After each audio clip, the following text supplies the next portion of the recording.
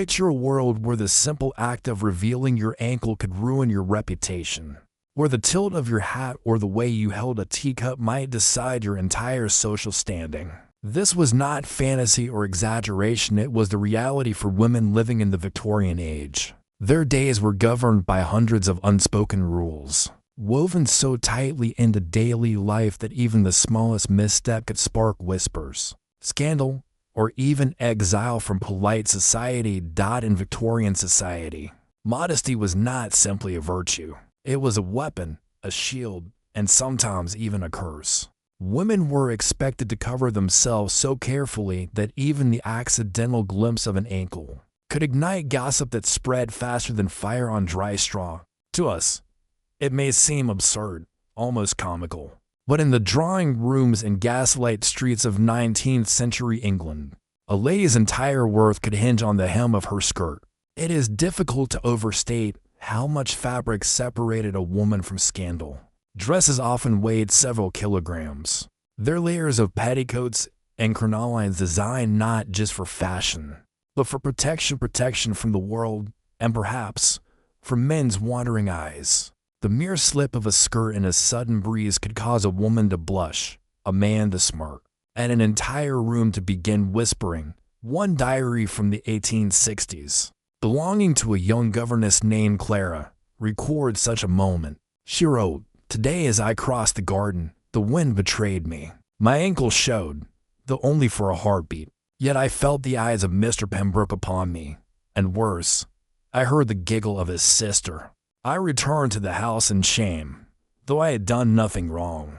How cruel that nature itself conspires against us." Clara's shame was not unique. In another small town, a shopkeeper's daughter named Emily was once forbidden from attending church socials. For an entire season after a rival claimed she had deliberately displayed her leg when stepping into a carriage. Whether true or false did not matter. The accusation alone was enough to paint her character with suspicion. Etiquette manuals of the time devoted entire sections to how women should walk, sit, and even rise from a chair in order to ensure that not a single inch of stocking became visible. Young ladies were taught to lower themselves gracefully, keeping their skirts pulled tight, as though their very lives depended on it. And perhaps, in a way, they did. For in a society where marriage was often a woman's only path to security, reputation was everything. A single glimpse of an ankle might be forgiven if one was wealthy, beautiful, or well-connected. But for the vast majority of middle and lower-class women, such a slip could mean the difference between a good match and a lifetime of whispers. Thus, the ankle, such a small, unremarkable part of the body, became a battlefield, a symbol of temptation, modesty, and rebellion. For while most women trembled at the thought of exposure, others quietly began to question why so much of their worth was bound to a bone and a joint hidden beneath cloth. These whispers of rebellion would not become loud for decades, but even in the hush of parlors and the silence of diaries, the seeds were being sown. If the ankle was a battlefield, then posture was an entire war. In Victorian England, the way a woman sat, stood, or walked was seen not as a matter of comfort, but as a visible reflection of her morality, discipline, and worth. Every gesture was scrutinized. Every movement could either elevate her in the eyes of society or condemn her to ridicule.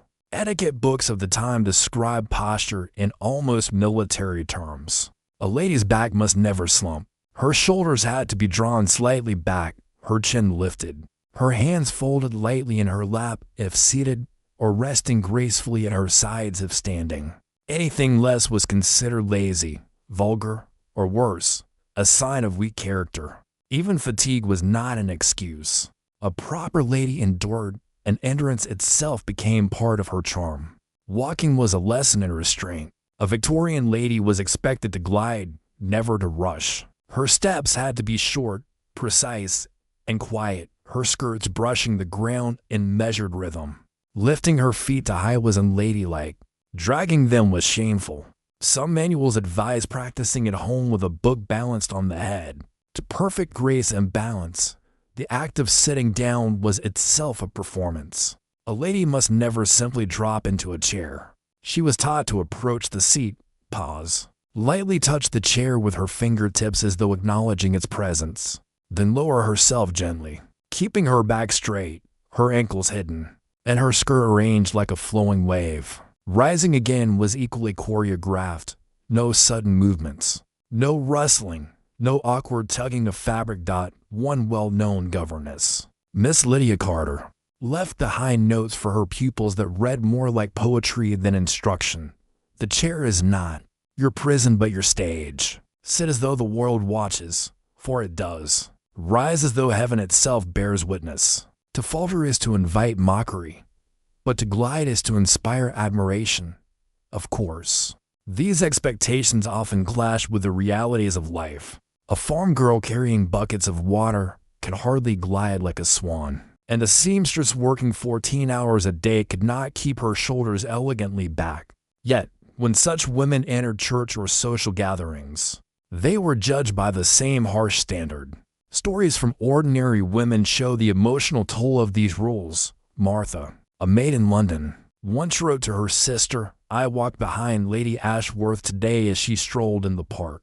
Her steps were slow, her dress heavy, yet all admired her. I had to walk daily, yet when I hurry with baskets, men laugh and call me clumsy. It seems not walking, but wealth gives grace." Another young woman, Jane, confessed in her private journal that she dreaded visits to her employer's home because of the endless corrections. "If I sit, I am told to straighten. If I stand, my chin is too low. If I walk, my steps are too wide. I feel I am not a person, but a puppet on strings. I wish only once to breathe as I please, without fear of being watched." For middle and upper-class women, however, posture was their passport. A girl with a graceful walk might catch the eye of a wealthy suitor. A woman who carried herself with elegance might rise above gossip and poverty. And so mothers drilled their daughters with relentless lessons, insisting that a crooked back today meant a crooked fate tomorrow. The irony, of course, is that many men mocked the very rules women were forced to follow. Satirical newspapers of the time often depicted young ladies fainting from the strain of perfect posture, or tripping over their skirts while trying to walk gracefully. Society demanded perfection, then laughed at the pain it caused. Yet, for the women themselves, these rules were no laughing matter. Their bodies became battlegrounds, their every movement a test. To stand, to sit, to walk, actions so simple, so natural, were turned into endless examinations of virtue. And for many, this constant scrutiny left scars not visible in mirrors but etched deep into memory. In an age where words were dangerous and silence was demanded, women found ways to speak without ever opening their mouths.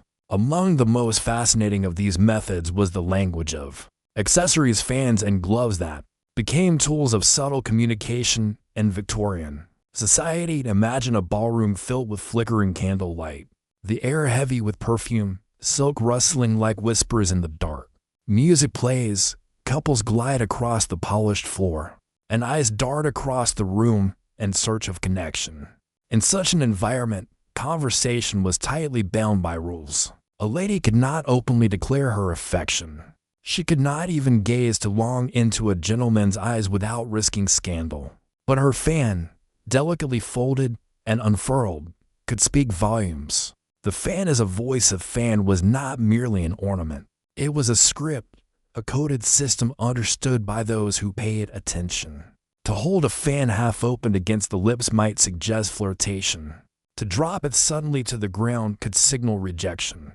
Fanning oneself slowly meant disinterest, while rapid fanning betrayed nervous excitement. It was, in many ways, a game of chessboard of gestures where every flick of the wrist could alter reputations and futures.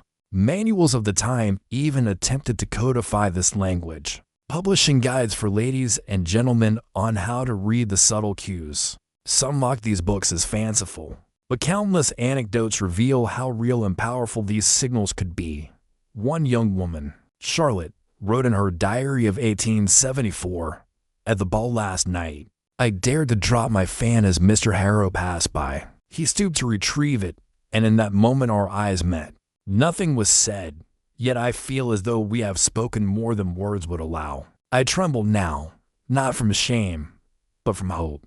Charlotte's words remind us that in a society where direct speech was forbidden, small objects became lifelines. Her fan was her courage, her declaration, her only way of reaching out. Gloves and the language of touch. If the fan spoke across distances, gloves whispered through touch. Gloves were not only protective coverings but social barriers. To remove one's glove was an intimate gesture, revealing not just skin but vulnerability. In many households, daughters were told never to appear barehanded in public. A handshake without gloves could be considered improper, even suggestive. Yet precisely because of this, gloves became powerful tools of coded emotion. To adjust a glove while speaking to a man might signal impatience or dismissal.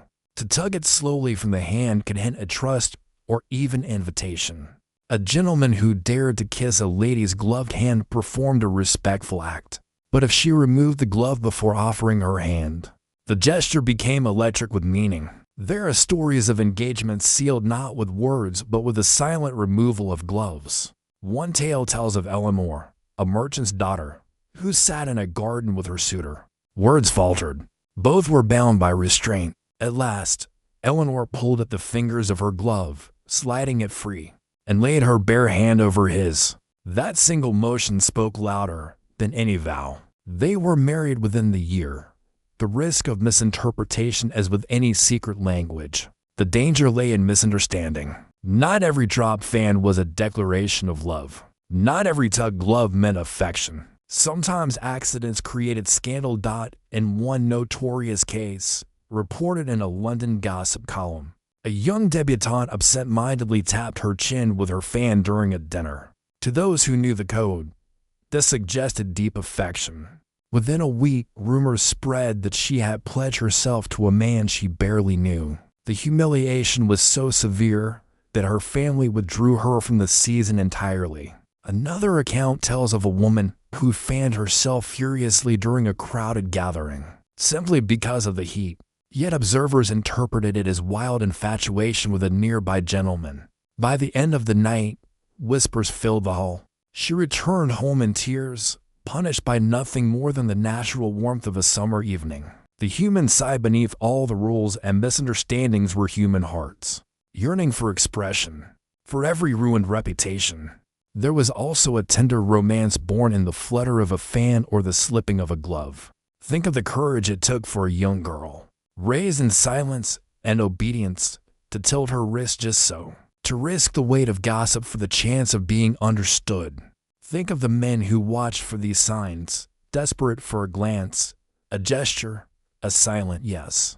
This hidden language was more than frivolous play, it was survival. In a world where women had so few avenues of choice, the fan and the glove gave them a weapon of subtle power. With them, they could accept or reject, tease or console, command or yield. And though modern eyes may smile at the thought of lovers conversing through fabric and wood, perhaps there is something timeless in it. For don't we still, even today, read messages at a glance, in the brush of a hand, in the way someone holds a glass or adjusts their hair?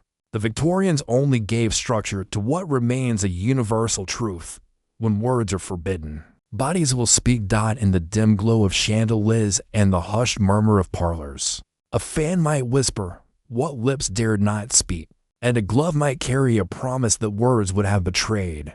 The more one looks at Victorian life, the clearer it becomes that silence itself was a kind of prison.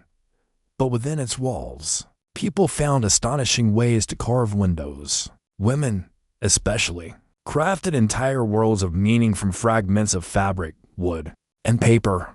Many young ladies grew up not simply learning how to use these objects but rehearsing them as though they were lines in a play. Mothers instructed daughters, hold your fan like this, never like that. Let your fingers linger on the lace only when you mean to. One story tells of Margaret, a daughter of a stern colonel, who would sit for hours before a mirror, opening and closing her fan in different rhythms, as if composing music for an unseen orchestra. Her diary entry captures the spirit of the discipline. If my fan must be my voice, then I shall learn to sing with it until every beat of my wrist speaks the language I cannot. But gestures were not confined to ballrooms. Gloves, too, carried meaning beyond fashion. A bare hand could send ripples through a room, and so the gloved hand became a shield as well as an instrument. Consider Eleanor, who on a spring afternoon in 1868 sat beneath the lilacs with her suitor, Thomas. They spoke of weather, of gardens, of books, never of their hearts.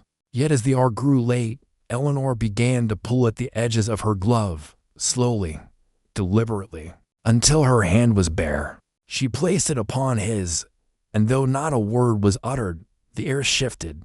Later she would write, "I gave him no sentence, no vow, only my hand. If he cannot understand that, then he understands nothing of me." Within months, they were engaged. Such stories remind us that communication was rarely direct, but always charged with consequence. A misplaced fan, a careless tug at a glove, could change not only the course of an evening but the arc of an entire life. And yet these silent codes prepared the ground for something else: the written word, the letter, the carefully folded page that allowed hearts to speak under the guise of etiquette. It was said in those days that a woman's handwriting could reveal her soul. Entire guides instructed ladies on how to form letters with elegance, advising that their penmanship must be soft yet firm, graceful yet legible, a mirror of character. Men, too, judged by it. A gentleman might decide whether to pursue a courtship after examining the loops of Anna, or the curl of an S. To us, such things may appear trivial, but to Victorians, the slant of ink on paper could weigh heavier than jewels. Courtship letters became the battlefield where passion and propriety waged endless war. They were often read aloud to family members before being sent, edited by mothers and aunts until they contained just enough affection to be sincere, but never enough to be scandalous. In some households, unopened letters were forbidden. A young woman could only receive correspondence if another pair of eyes, often disapproving ones, had already scanned its contents. Not yet, despite these barriers, the heart found its way into ink. There are preserved letters where longing seeps through the margins, where a pressed flower speaks louder than paragraphs. In one particularly moving example, a letter from a young man named Henry to his beloved Anna contains no overt declaration. Instead, he writes of a walk by the river, of a bird alighting on a branch, of the way the sunset touched the water. And then, in the final line, a single phrase, "I thought of you in all of it." Anna, reading those words, wept, for she knew exactly what was hidden there. But the most dangerous letters were those never meant to be seen by others, letters burned in fireplaces, letters slipped into pockets during hurried meetings, letters hidden in prayer books or under mattresses. The risk of discovery was immense. There are accounts of families disowning daughters after intercepting correspondence they deemed to intimate, even if no physical impropriety had occurred. One girl, Clara, wrote a letter to her cousin confessing her affection for a man of lower standing. Her father found it, tore it into pieces before her eyes, and declared she had shamed the family name. Clara never married. Her diary years later contains a single, haunting line.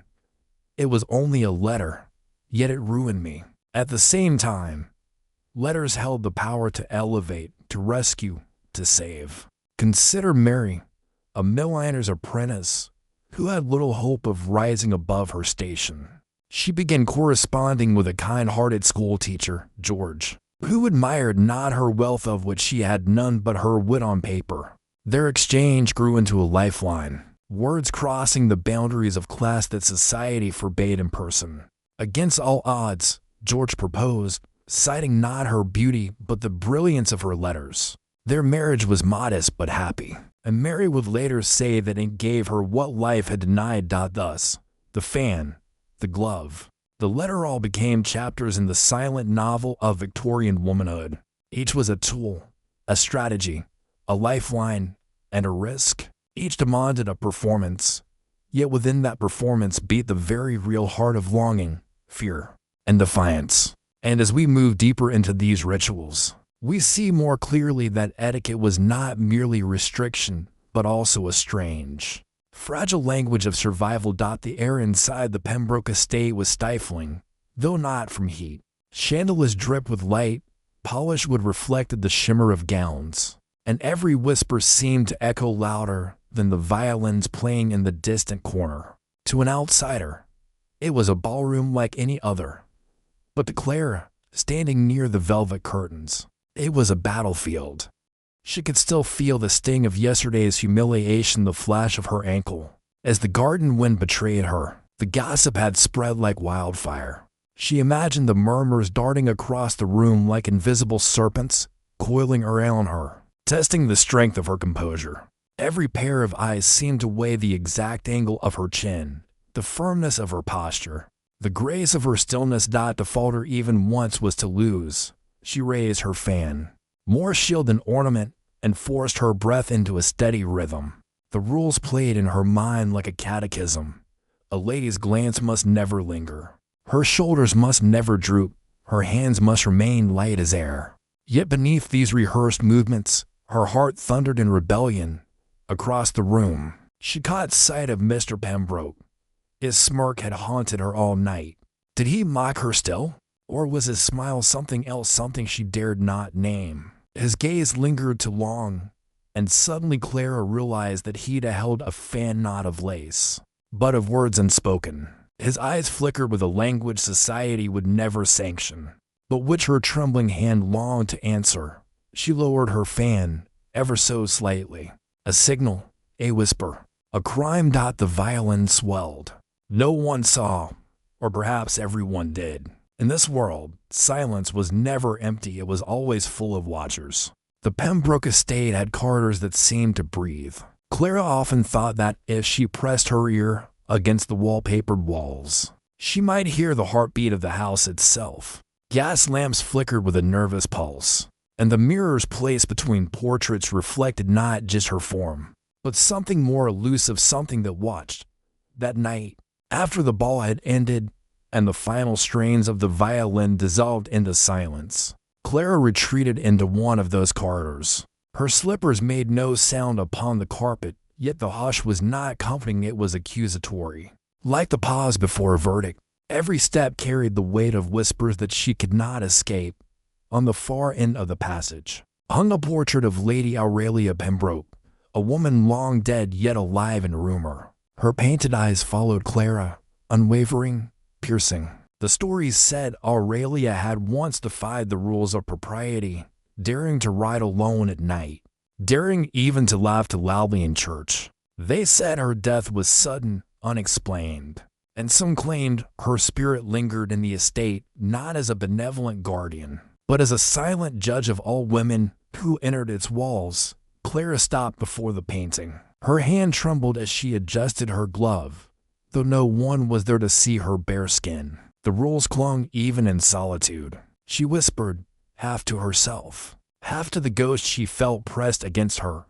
Do they still speak of ankles where you are, Lady Aurelia? Do they still weigh a woman's worth by how quietly she sits, how slowly she breathes? The silence answered, heavy as velvet curtains. But in the faint reflection of the glass over the portrait, Clara thought no. She was certain she saw the painted lips curl, just slightly, into a smile not meant for comfort. A chill struck her spine. She clutched her fan tighter, though no dance was in progress. No eyes upon her but the painted and the unseen. And in that moment, she understood the cruelest truth. Etiquette was not just rule or ritual, it was possession. It lived in the walls, the furniture, the very air. Even the dead upheld it. Behind her, a floorboard creaked. Clara spun, heart hammering, expecting a servant or worse, Mr. Pembroke himself. But the corridor stretched empty, shadows long, silent as a grave. Yet she could not shake the feeling that someone or something had indeed followed. Clara could not sleep that night. The Pembroke estate seemed louder in silence than it had in music. Every tick of the grandfather clock in the hallway, every creak of the beams, every sigh of the wind outside pressed upon her as if the entire house were awake and watching. She lay in her canopy bed, her fan still in her hand, as though even in dreams she might be required to defend herself with its delicate shield. But sleep did not come. Instead, curiosity gnawed at her curiosity and dread. She remembered the painted eyes of Lady Aurelia and the faint curve of those painted lips. She remembered the stories whispered by servants that Aurelia had kept a diary, hidden somewhere in the house, and that in it lay secrets to dangers for the parlors and drawing rooms.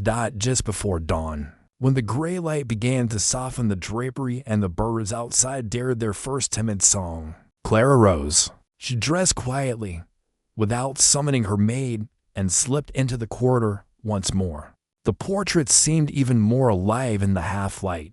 Their shadows stretched into grotesque forms. She walked quickly, as though pursued. Her destination was the library, an enormous chamber of oak and dust. Few ladies entered it, for it was considered a place of masculine pursuits, history, politics, philosophy.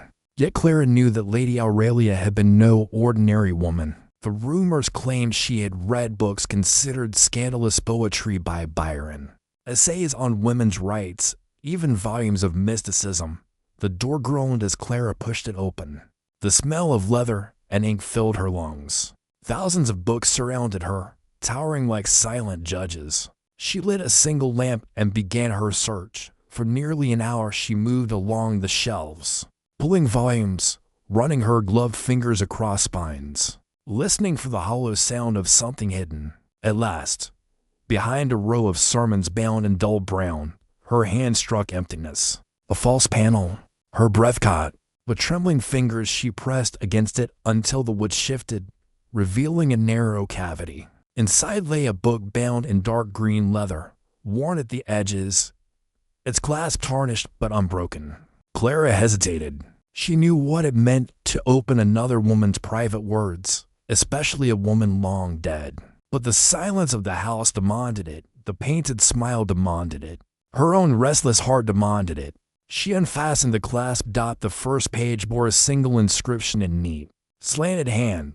The rules they give us are cages. This diary is my only key. Clara's pulse quickened. She turned the page. Lady Aurelia's words poured forth like whispers from the grave. She wrote of suffocation beneath silks, of laughter stifled in churches, of nights spent staring into mirrors until she no longer recognized the obedient figure. Staring back, she wrote of meetings secret, trembling meetings with a man whose name she never revealed, but whose presence seemed to burn on every page.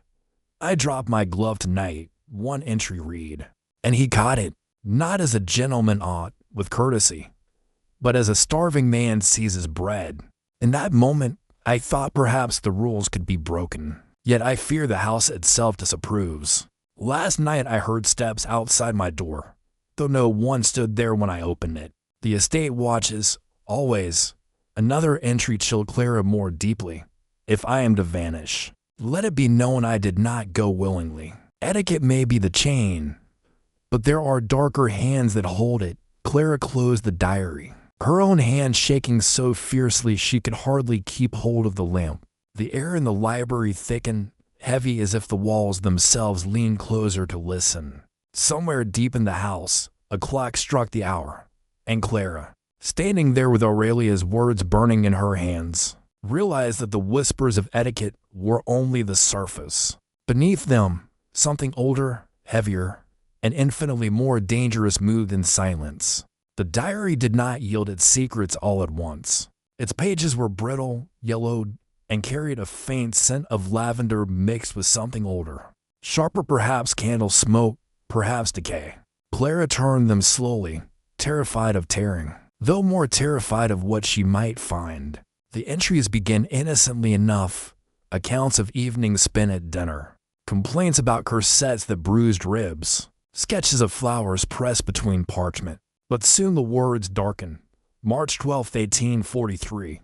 Tonight, I laughed loudly at supper. My husband's eyes turned to stone. He did not strike me, though that might have been kinder. Instead, he corrected me before all present, reminding me that a lady's voice should never rise above the whisper of silk. I smiled, I bowed my head, and I apologized.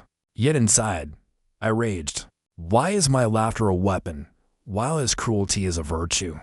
Clara's hand trembled as she read. The ink seemed almost fresh, as if Aurelia's defiance had been pressed into the paper with such force that it endured through decades. April 3, 1843. I dropped my fan deliberately tonight. It fell between us on the marble floor, and for a moment, I thought I heard the house sigh. He retrieved it, and in the brief brush of our fingers I felt more honesty than in all the vows I had ever spoken. Yet the chandeliers trembled. Do they not say these halls are cursed? Sometimes I think the etiquette itself is alive, that every gesture is part of some ritual none of us fully understand. Clara swallowed hard. The thought echoed too closely with her own unease. She turned the page. May 9, 1843. I was told again to hide my ankles, though I wonder if that is not the least of what I must hide. I feel eyes upon me even when I am alone. Last night, I dreamed that the paintings whispered. They told me to sit straighter, to fold my hands more tightly, to breathe more quietly. When I awoke, I found bruises on my wrists, as though unseen fingers had corrected me in my sleep. Clara nearly dropped the diary. She set it down on the library table, pressing her palms flat against the wood, steadying herself. The silence of the room was immense. She dared not look toward the portraits above, for fear that they too might be whispering still. She could not stop. She read on. June 1, 1843. If one lives long enough under these rules, one begins to sense their weight in ways others cannot. I think they are not merely human inventions. I think the posture, the silence, the modesty, these are offerings. Offerings to something old, something that dwells within the walls of these houses, something that demands obedience. The men believe they are masters of etiquette, but they are only priests. We women are the sacrifice. Clara gasped aloud, and the echo of her own breath startled her. The lamp flickered as though stirred by unseen air. She closed the diary quickly, clutching it to her chest, her heart beating against its leather cover. She wanted to flee the library, to cast the book back into its cavity and never touch it again. Yet she could not, for in Aurelia's words, she saw her own reflection, the shame of the ankle revealed, the burden of posture, the suffocation of silence. Aurelia's rebellion was not dead, it had only been waiting. Clara whispered to the empty room, Lady Aurelia, if you see me, if you hear me, I will not let them silence you. The lamp hissed. Somewhere, deep within the house, a door slammed though no one was near it. Clara froze, clutching the diary tighter. For the first time she wondered, had Aurelia truly vanished, or had she been taken? And if so, by whom or by what? The diary consumed Clara. She carried it hidden beneath her shawl, her fingers itching to return to its pages even when she was surrounded by company. Each word of Lady Aurelia felt less like history and more like prophecy, as though the dead woman's hand had reached across decades. To write directly to her, 3 nights passed in restless half-sleep. Each time Clara closed her eyes, she dreamed of corridors lined with faceless portraits. In those dreams, she walked endlessly, her ankles bound by silk ribbons that tightened with each step until she could hardly move. And always, at the end of the corridor, there waited a figure in green silk the same shade as the diary's binding, Aurelia. But Aurelia never spoke. She only raised her finger to her lips, commanding silence. And when Clara tried to speak, ribbons wound themselves around her throat. She woke gasping, the echo of the gesture burning into her mind. On the 4th night, unable to endure the suspense, Clara returned to the library. She brought a candle this time, though its flame seemed pitiful against the dark. She opened the diary again. The next entries seemed written in a more hurried hand, the letters jagged, the ink blotched. June 20th, 1843. Tonight he told me the truth. My husband is not master here. None of them are. These rules, how to sit, how to walk, how to breathe, are not arbitrary. They are offerings, rituals performed not for society, but for the house itself. He laughed as he told me, as though confessing a joke, but I saw the terror in his eyes. The chandeliers tremble not from draught, but from hunger. The walls creak not from age, but from listening. July 5th, 1843. I dared to ask him what becomes of those who fail the rituals. He told me nothing, yet his silence screamed. That night I found the maid Sarah gone. They said she ran away. I know better. I heard her cry in the walls. Clara's hand shook so violently that wax dripped from the candle onto the desk. She wiped it away, but the wax hardened instantly, like a scar. Her heart pounded as she turned the page. August 1st, 1843. I am being watched. Not by him, not by them, by the house itself. When I sit, I feel its approval or disdain. When I walk, I feel the floor pulse beneath me. I think perhaps we are not guests in these estates. We are the feast. The words blurred as Clara's vision swam. She shut the book, clutching her chest. The silence of the library was suffocating, thicker than air, as though each breath she took was stolen from some greater mouth. And then she heard it, the faintest sound, yet unmistakable, the rustle of skirts behind her. She spun. There stood Mr. Pembroke. His expression was unreadable. His eyes fixed not on her but on the diary clutched in her hands. You should not read that, he said quietly. His voice carried no anger, only weariness. It will not forgive you. Clara's lips parted. Forgive? Who? But Mr. Pembroke only shook his head, and for a moment, Clara thought she saw fear flicker across his face. Then, without another word, he turned and vanished back into the shadows of the corridor. Her candle guttered as though exhaling with him. Clara stood frozen, the diary heavy in her trembling grip. She wanted to chase him, to demand answers, yet her legs refused to move. It was not only Mr. Pembroke's warning that held her, it was the knowledge that the house itself was listening. The walls groaned. The candle went out, and Clara was left alone in the dark, Aurelia's words burning in her mind. We are not guests.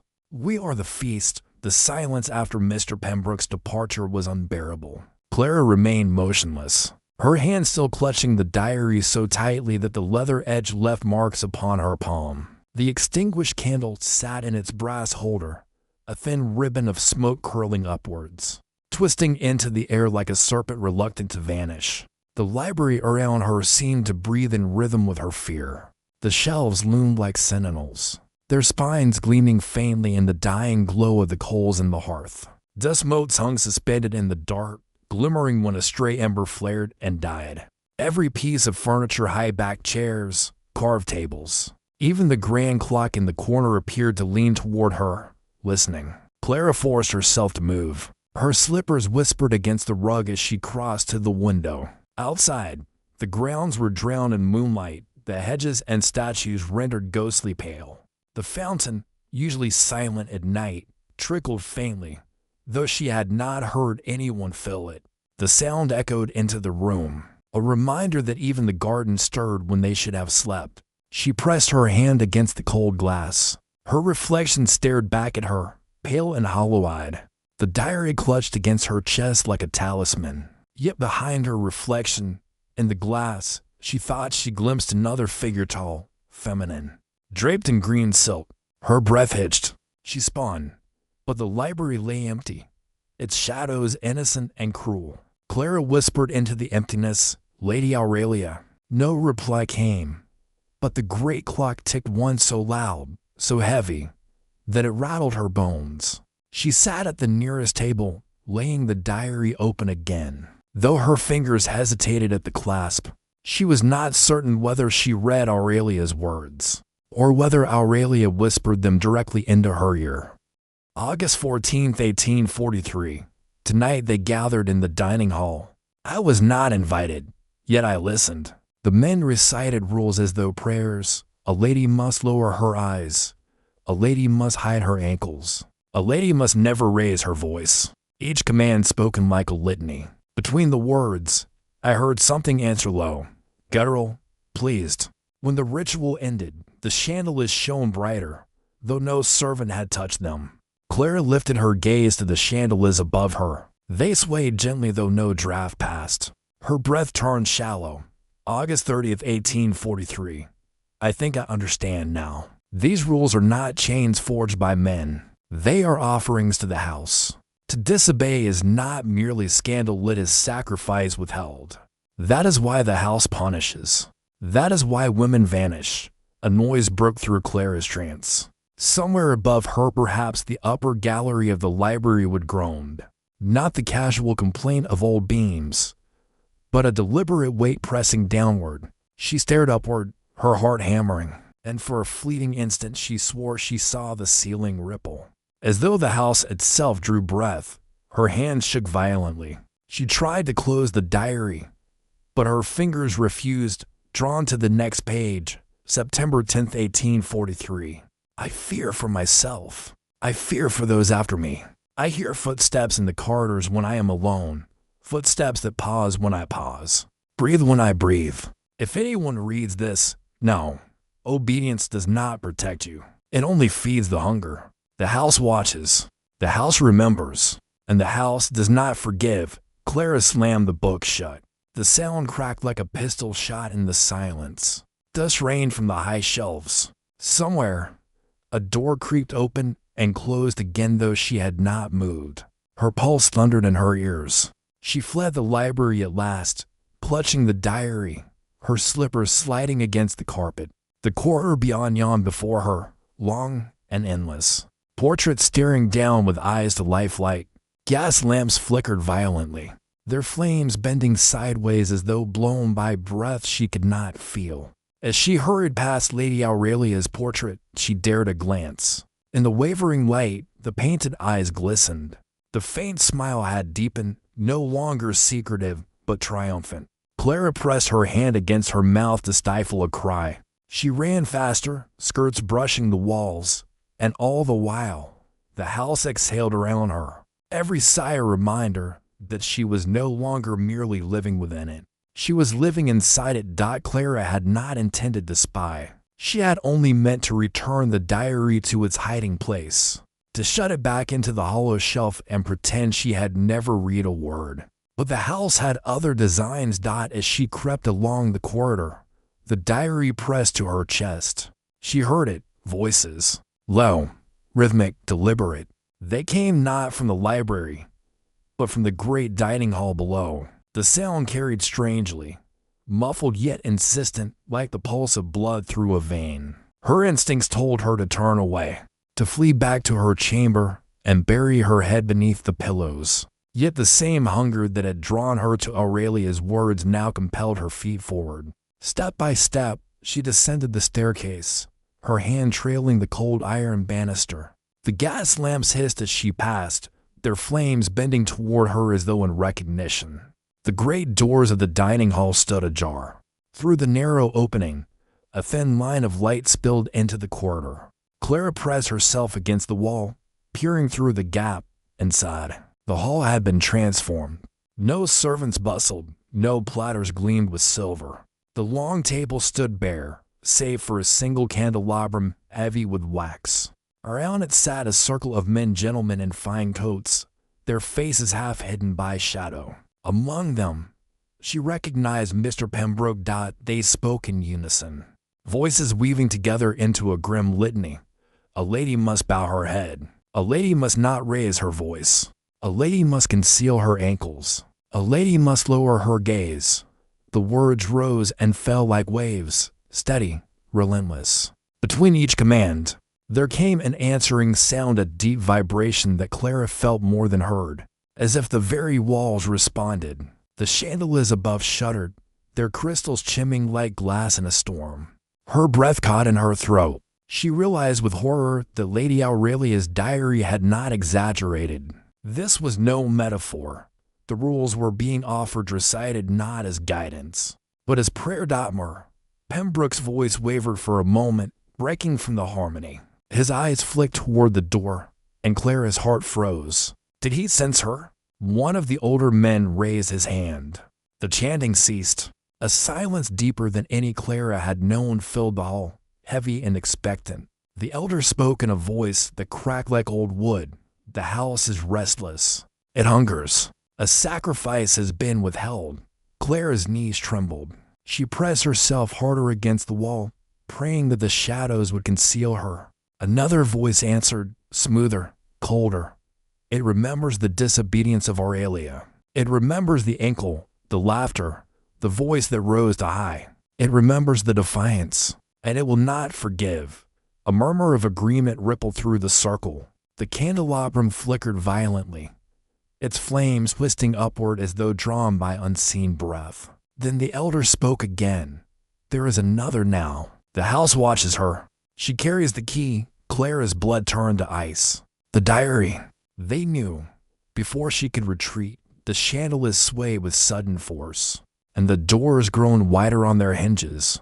The light spilled into the corridor, illuminating her pale face. Dozens of eyes turned as one toward the gap, and Clara knew she had been seen. The silence that followed her discovery was more dreadful than the chanting itself. For a moment Clara could not breathe, pinned like an insect beneath the stares of a dozen men. The crack in the door widened with a groan, as though the house itself invited her into judgment. Mr. Pembroke was the first to move. He rose from the circle with a swiftness that startled her, his chair scraping harshly against the floor. His eyes, though shadowed, locked onto hers through the widening gap. There was no anger there, only an urgency that chilled her more than fury could have. Go, he mouthed, without sound.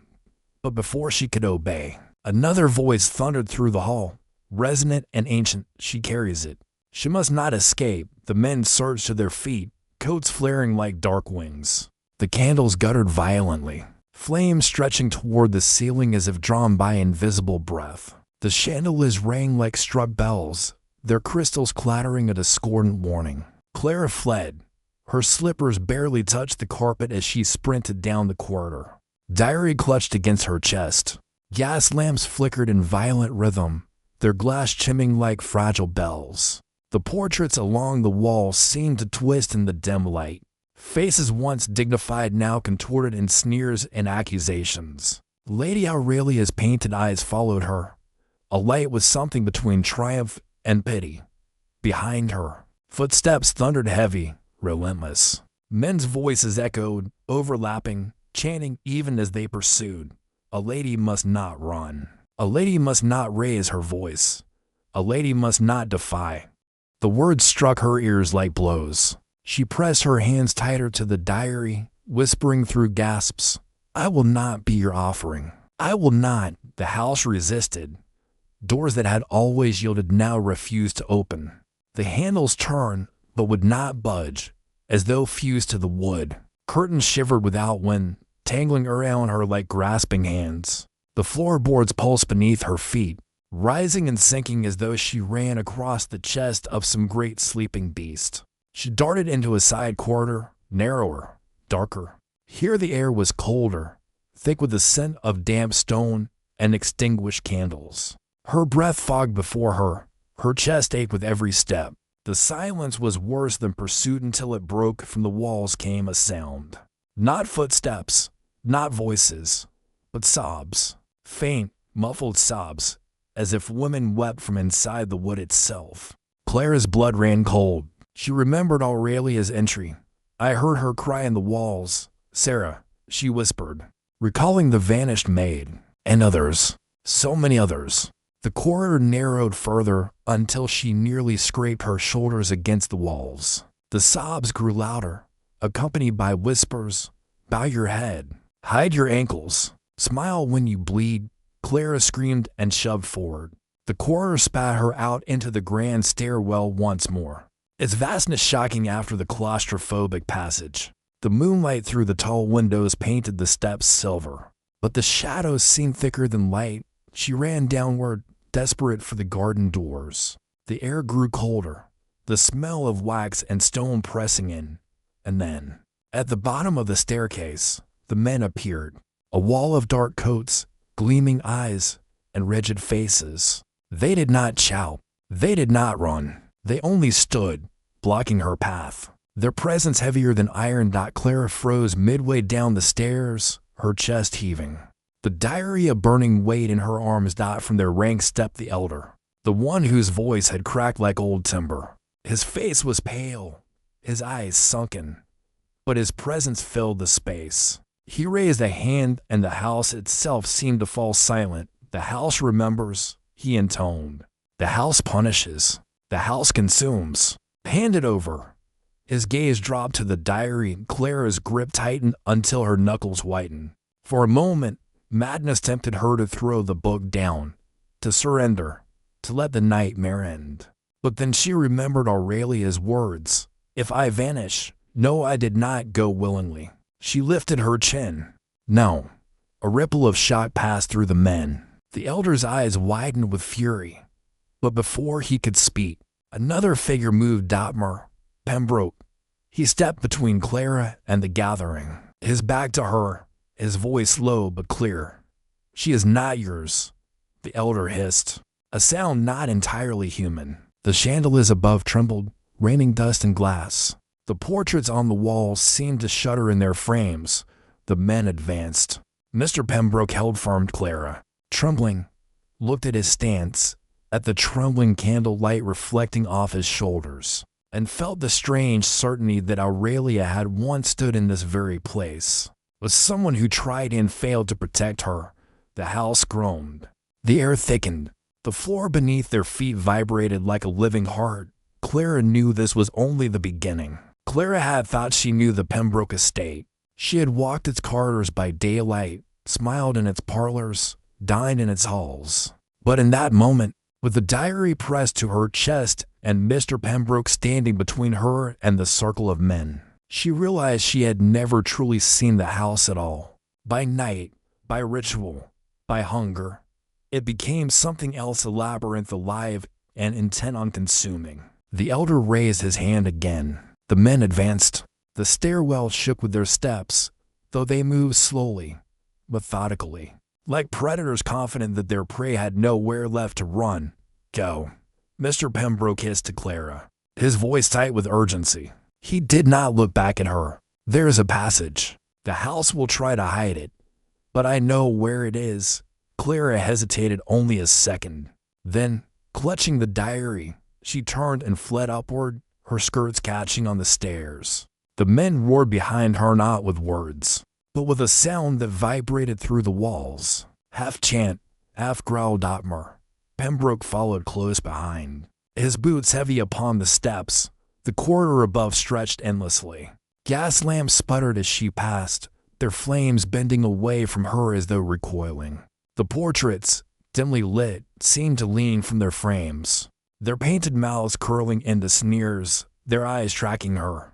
"This way," Mr. Pembroke urged, seizing her arm. His grip was firm, almost desperate. He pulled her into a side passage, narrower than the main hall, its ceiling low, the air damp and cold. The walls seemed to close around them. The wood was slick beneath her fingers, moist as though the house itself sweated. A foul smell hung here, mildew and something sharper, metallic, like blood long dried into stone. Behind them, the voices pursued. A lady must not run. A lady must not scream.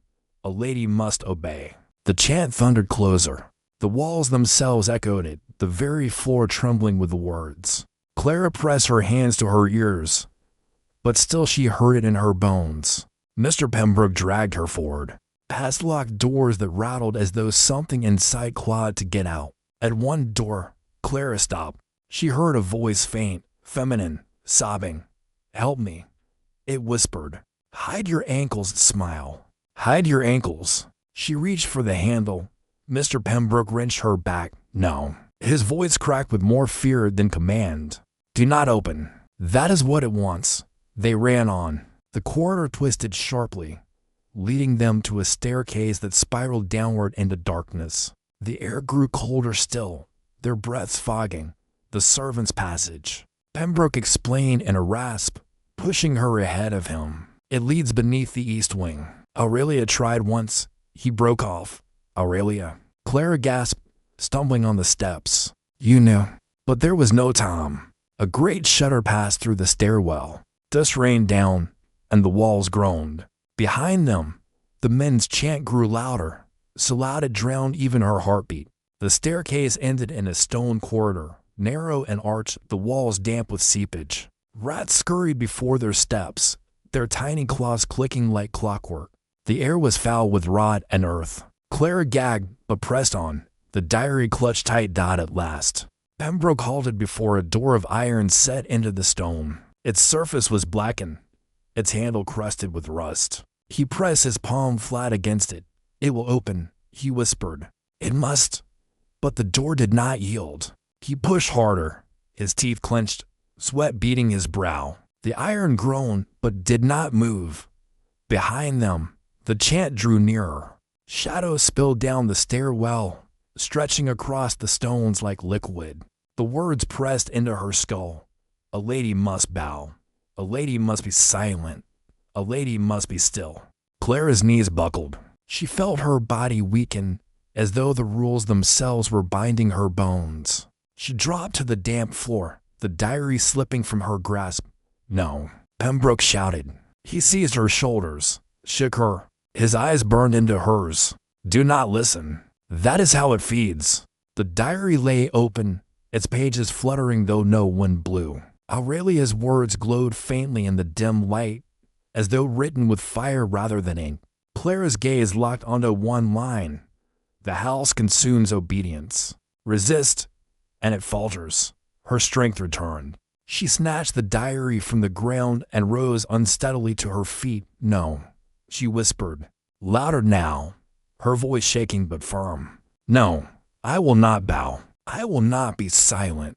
I will not obey." The shadows recoiled with a hiss.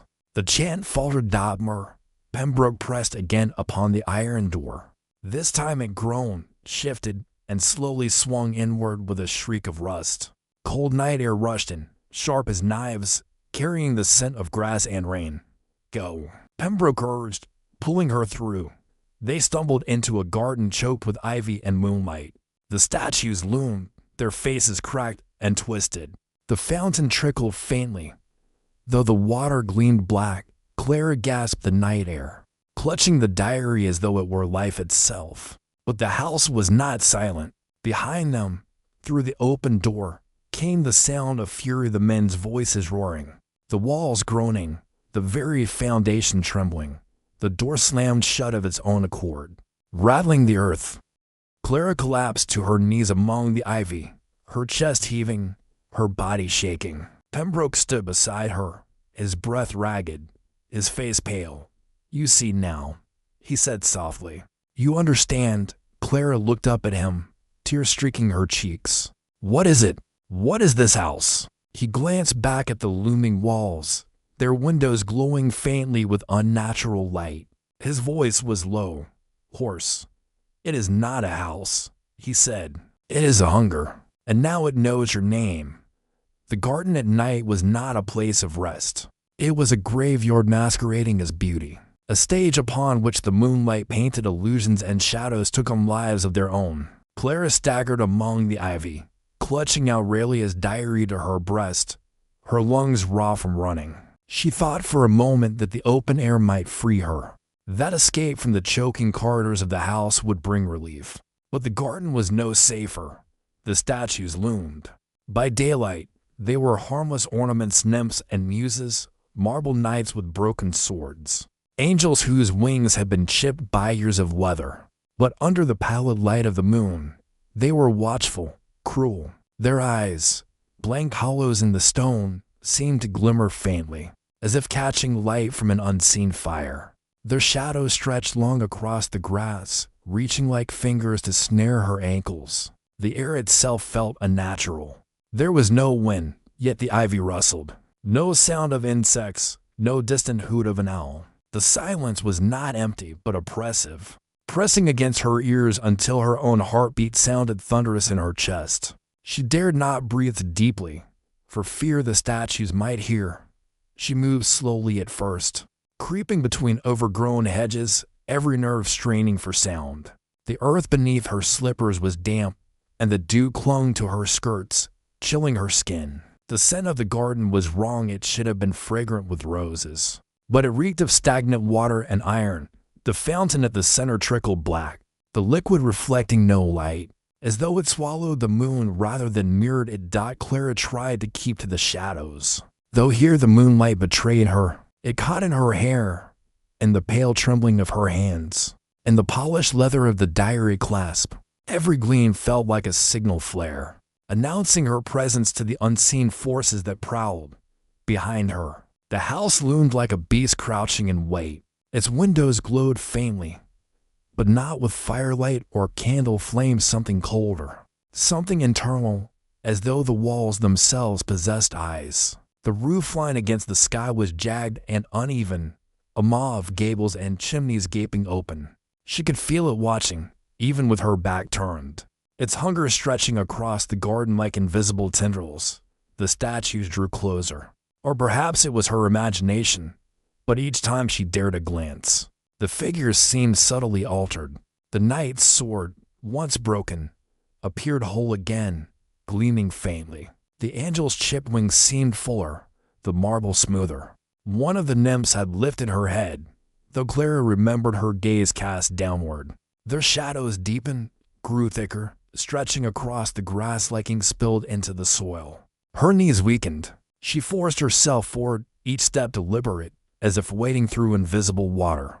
The silence around her deepened until even the beating of her heart seemed muffled. Smothered by unseen hands, she reached the fountain. Its basin was carved with figures of women bowing their heads, their faces serene, their hands folded in perfect stillness. Their stone eyes were downcast, yet Clara felt them shift, felt their attention crawl up her spine. The black water rippled, though no wind disturbed it. She leaned closer despite herself, compelled by the unnatural motion. For an instant, she saw not her own reflection, but Aurelia's face pale, strained, her eyes wide with warning. The vision flickered, gone as soon as it came, leaving Clara trembling and breathless. The water stilled once more, black and unyielding. She staggered backward, nearly stumbling against the ivy. Her breath came shallow and fast, misting in the chill air. She wanted to run, to scream, to pound at the gates of the estate until someone heard her, but there was no gate, not here. Only endless hedges that rose like walls, hemming her in. The garden was no sanctuary. It was another prison, its bars carved in marble and ivy, its silence thick with menace. And then the statues moved. It was not overt, not a crude shuffling of stone. It was subtler, more insidious. A tilt of a head where none had been before. A hand lifted, a finger extended. A shadow lengthened, sliding across the grass toward her as though drawn by her fear. She backed away, her eyes darting from figure to figure. But the changes were undeniable. The angel now faced her, its once blank eyes glistening faintly with moisture. The knight raised his sword, its blade no longer broken. The nymph's marble lips curved into a faint, chilling smile. Clara clutched the diary so tightly that the leather creaked. Aurelia's words screamed through her memory. Obedience feeds it. Defiance weakens it. She forced her trembling legs to move. She lifted her chin, refusing to bow, even as every instinct screamed for her to collapse, to hide her face, to submit. "I will not," she whispered. The sound swallowed by the vast silence. The statues froze. The angel's wings faltered, the knight's blade wavered, the nymph's smile cracked. The fountain's water stilled into glass. For a heartbeat, the entire garden held its breath. Then came the sound, a low, rumbling groan. Not from any statue, but from the house itself. Its windows flared with pale light. Its roof line trembled. Its walls shuddered. The statues sagged, their movements arrested, as though the energy animating them had been pulled back into the house. But the reprieve brought no relief. Clara felt the hunger shift, turn its gaze more fully upon her. The house had tested her and found her resistant. It would not forgive. The ground beneath her feet pulsed once, then again, like the beating of a colossal heart. The ivy rustled, though no one stirred. The statues loomed, inert once more, but their shadows lingered long and dark. She turned toward the far hedge, her breath sharp, her body quivering with exhaustion. Somewhere beyond this garden, beyond these walls, there had to be escape. Yet every path curved back, every hedge mirrored the last, every opening narrowed into nothing. The garden was a maze, and she was its quarry. Still she walked, step after trembling step, because to stand still was to surrender. Her mind replayed Aurelia's last entry, the one that burned into her bones. The house remembers. The house does not forgive. And as Clara stumbled deeper into the garden's winding paths, she realized with despair that Aurelia had never left. Not truly. The garden, once familiar, had become an ocean of shifting paths, endless hedges, and silent witnesses carved in stone. Clara forced her trembling body forward, but the further she went, the less the world resembled anything she knew. The hedges towered above her, far higher than they had ever been by daylight. In the afternoon, they had seemed mere walls of greenery, neatly trimmed, their scent fresh, their leaves alive with the hum of insects. But now, under the pale wash of the moon, they were monstrous barricades, their branches gnarled and black, their leaves hanging heavy as though saturated with shadow. Some glistened faintly, wet not with dew but with a slick, resinous substance that clung like sap to her skirts when she brushed close. The smell was sharp, bitter, almost medicinal, but beneath it lurked a deeper stench: mildew, rot, and something sweetly metallic, like rusted iron. Every surface seemed alive. The ivy that crawled along the hedges shifted subtly, curling toward her as she passed. Its tendrils twitched in the corners of her vision, recoiling when she looked directly but creeping closer whenever her gaze strayed. The leaves were not the vibrant green of day but a sickly gray-green, their veins blackened like infected wounds. Some bore holes, not from insects, but from within. As if the plant itself had devoured its own flesh. The ground was no better. The grass under her slippers was damp and uneven, soft in some places, hard in others. She realized with horror that beneath her feet the soil was mottled, streaked with darker patches that gleamed like wet ink. It clung to her shoes, thick and sticky, leaving trails behind her. Sometimes, when she stepped firmly, she thought she heard faint squelches, as though something beneath the earth shifted at her weight.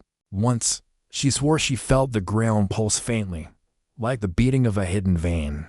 The statues multiplied. At first there were only a handful near the fountain, but as she pressed deeper into the maze, they appeared with unsettling frequency. Every turning of the path revealed another figure, a maiden frozen in dance, her face to smooth, her eyes to hollow, a warrior locked in eternal battle, his weapon raised against an invisible foe, a cloaked figure without features, its head drawn low over nothing but shadow. The moonlight revealed details that daylight had hidden. The marble was cracked, but not by weather alone. Some fractures looked deliberate, like scars carved with intention, splitting lips into grotesque smiles, gouging eyes into deeper pits. On others, the surface bore stains, faint streaks running down cheeks, too dark and too thin to be water. The stains resembled tears, though in the moonlight they gleamed like veins of obsidian. Clara could not escape the sensation that the statues were arranged to watch her.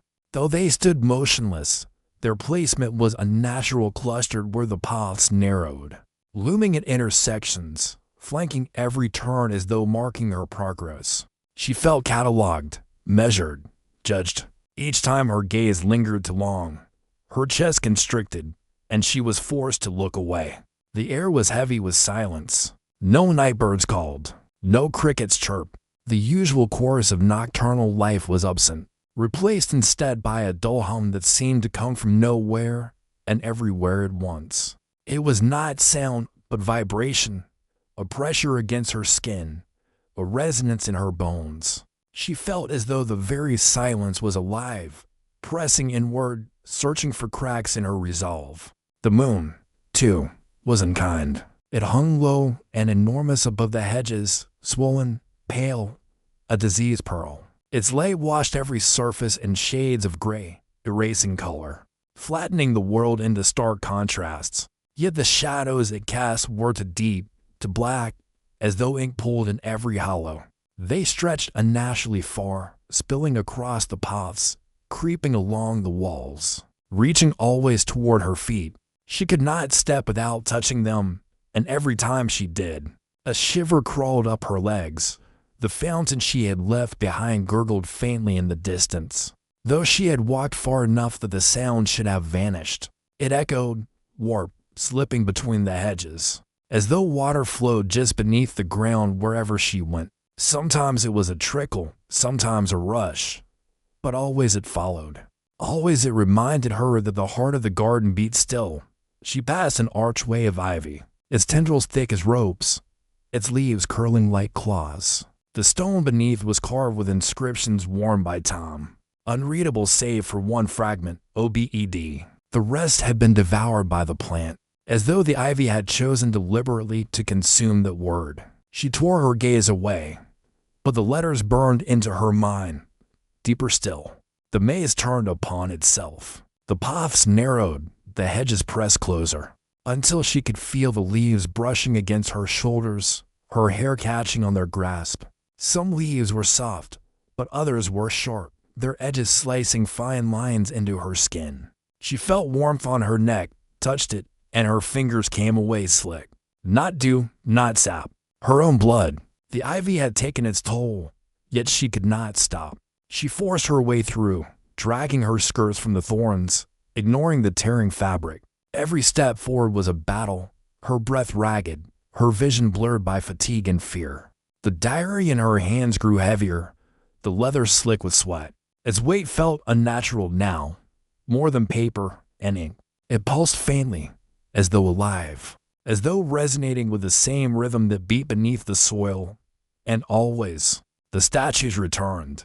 She turned a corner, and there they were, two angels, wings unfurled, their faces serene, but their stone hands extended, palms upward, as if awaiting her surrender. She passed between them, and the shadows of their wings closed over her shoulders like a shroud. Farther on, a maiden knelt before a basin, her face tilted upward, mouth open in a silent scream. From her lips dripped a line of moisture, not water, but something darker, gleaming in the moonlight as it traced her chin and hardened upon her marble gown. The deeper she walked, the more grotesque they became. One statue had no face at all, only a smooth plane of stone where features should have been. Yet Clara felt its eyeless gaze pierce her. Another was shattered from the waist down, its upper body dragging itself from the earth, arms reaching as though still striving to rise. And all around, the silence pressed tighter. Her ears rang with it. Her breath sounded too loud, each step a thunderclap in the stillness. She longed to scream, to shatter the suffocating quiet, but her throat closed against the urge, as if the air itself forbade it. When she paused, just for a moment, to rest against the hedge, she felt it beneath the leaves, beneath the branches. Something moved, a pulse, a breath, a whisper of warmth. The hedge was not a hedge at all, but flesh cloaked in leaves, veins hidden in vines. She tore herself away, gagging, and pressed onward. But the knowledge clung to her. The maze lived, and it wanted her. The deeper Clara wandered into the garden, the more it ceased to resemble any earthly place. The hedges no longer seemed like mere plants, but walls grown from a darker origin. Their roots twined with secrets too ancient for words. Every step carried her further from the world of reason, deeper into a realm where order dissolved and the very ground plotted against her. The paths wound endlessly, curling back upon themselves, splitting and converging, yet never leading outward. The maze pressed in close, as though reshaping itself behind her, sealing away her return. The air had grown colder, dense with moisture, carrying with it the smell of damp stone, decayed foliage, and something more metallic, a scent that clung at the back of her throat. Coppery and raw, like the memory of blood, the hedges towered, their branches twisted and knotted like the fingers of corpses. The leaves, once bright, were withered and waxen, their veins black and bulging. Some leaves trembled as though in an unseen wind, but Clara felt no breeze. She realized with dread that the movement came not from air, but from within the slow, serpentine shifting of vines alive under their skin. Tendrils quivered, slid against each other, reached and recoiled. When her skirts brushed close, they clung to the fabric, sticky, whispering against her legs like whispered words she could not understand. The path was slick. Mud sucked in her slippers, pulling, resisting each step. In places the earth gaped, narrow cracks splitting the soil, black as voids, exhaling faint breeze of warm, fetid air. When she dared glance into one, she saw nothing but endless blackness. As though the garden opened into a chasm beneath the world, she pressed forward. The silence weighed upon her shoulders, yet it was not true silence. Beneath it pulsed sounds too faint to name, the slither of ivy shifting, the faint drip of unseen water, the sigh of air forced through narrow spaces. It was like hearing the body of some immense creature, its breath, its heartbeat, the movement of its veins. She realized with horror that the garden did not surround her. It enclosed her. She was inside it. The statues multiplied as if conjured by her fear. Every turning revealed another form. Their marble bodies gleamed bone white beneath the moon, cracked and scarred, yet terrible in their majesty. Some stood in poses of prayer, hands folded, eyes downcast, but their lips parted just enough to suggest speech. Others leaned forward, shoulders hunched, arms stretched as though reaching for her. Their shadows writhed longer than their forms, spilling across the ground in unnatural angles. One figure loomed particularly large, a woman carved in exquisite detail, her face tilted upward in perfect serenity. But the longer Clara stared, the more she saw the truth. The serenity was not peace, but resignation.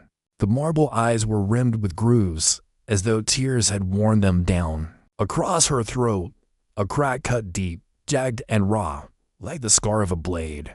And though the statue's lips were still, Clara swore she heard breath escaping them, soft as a sigh. Another statue crouched low, half buried in the soil.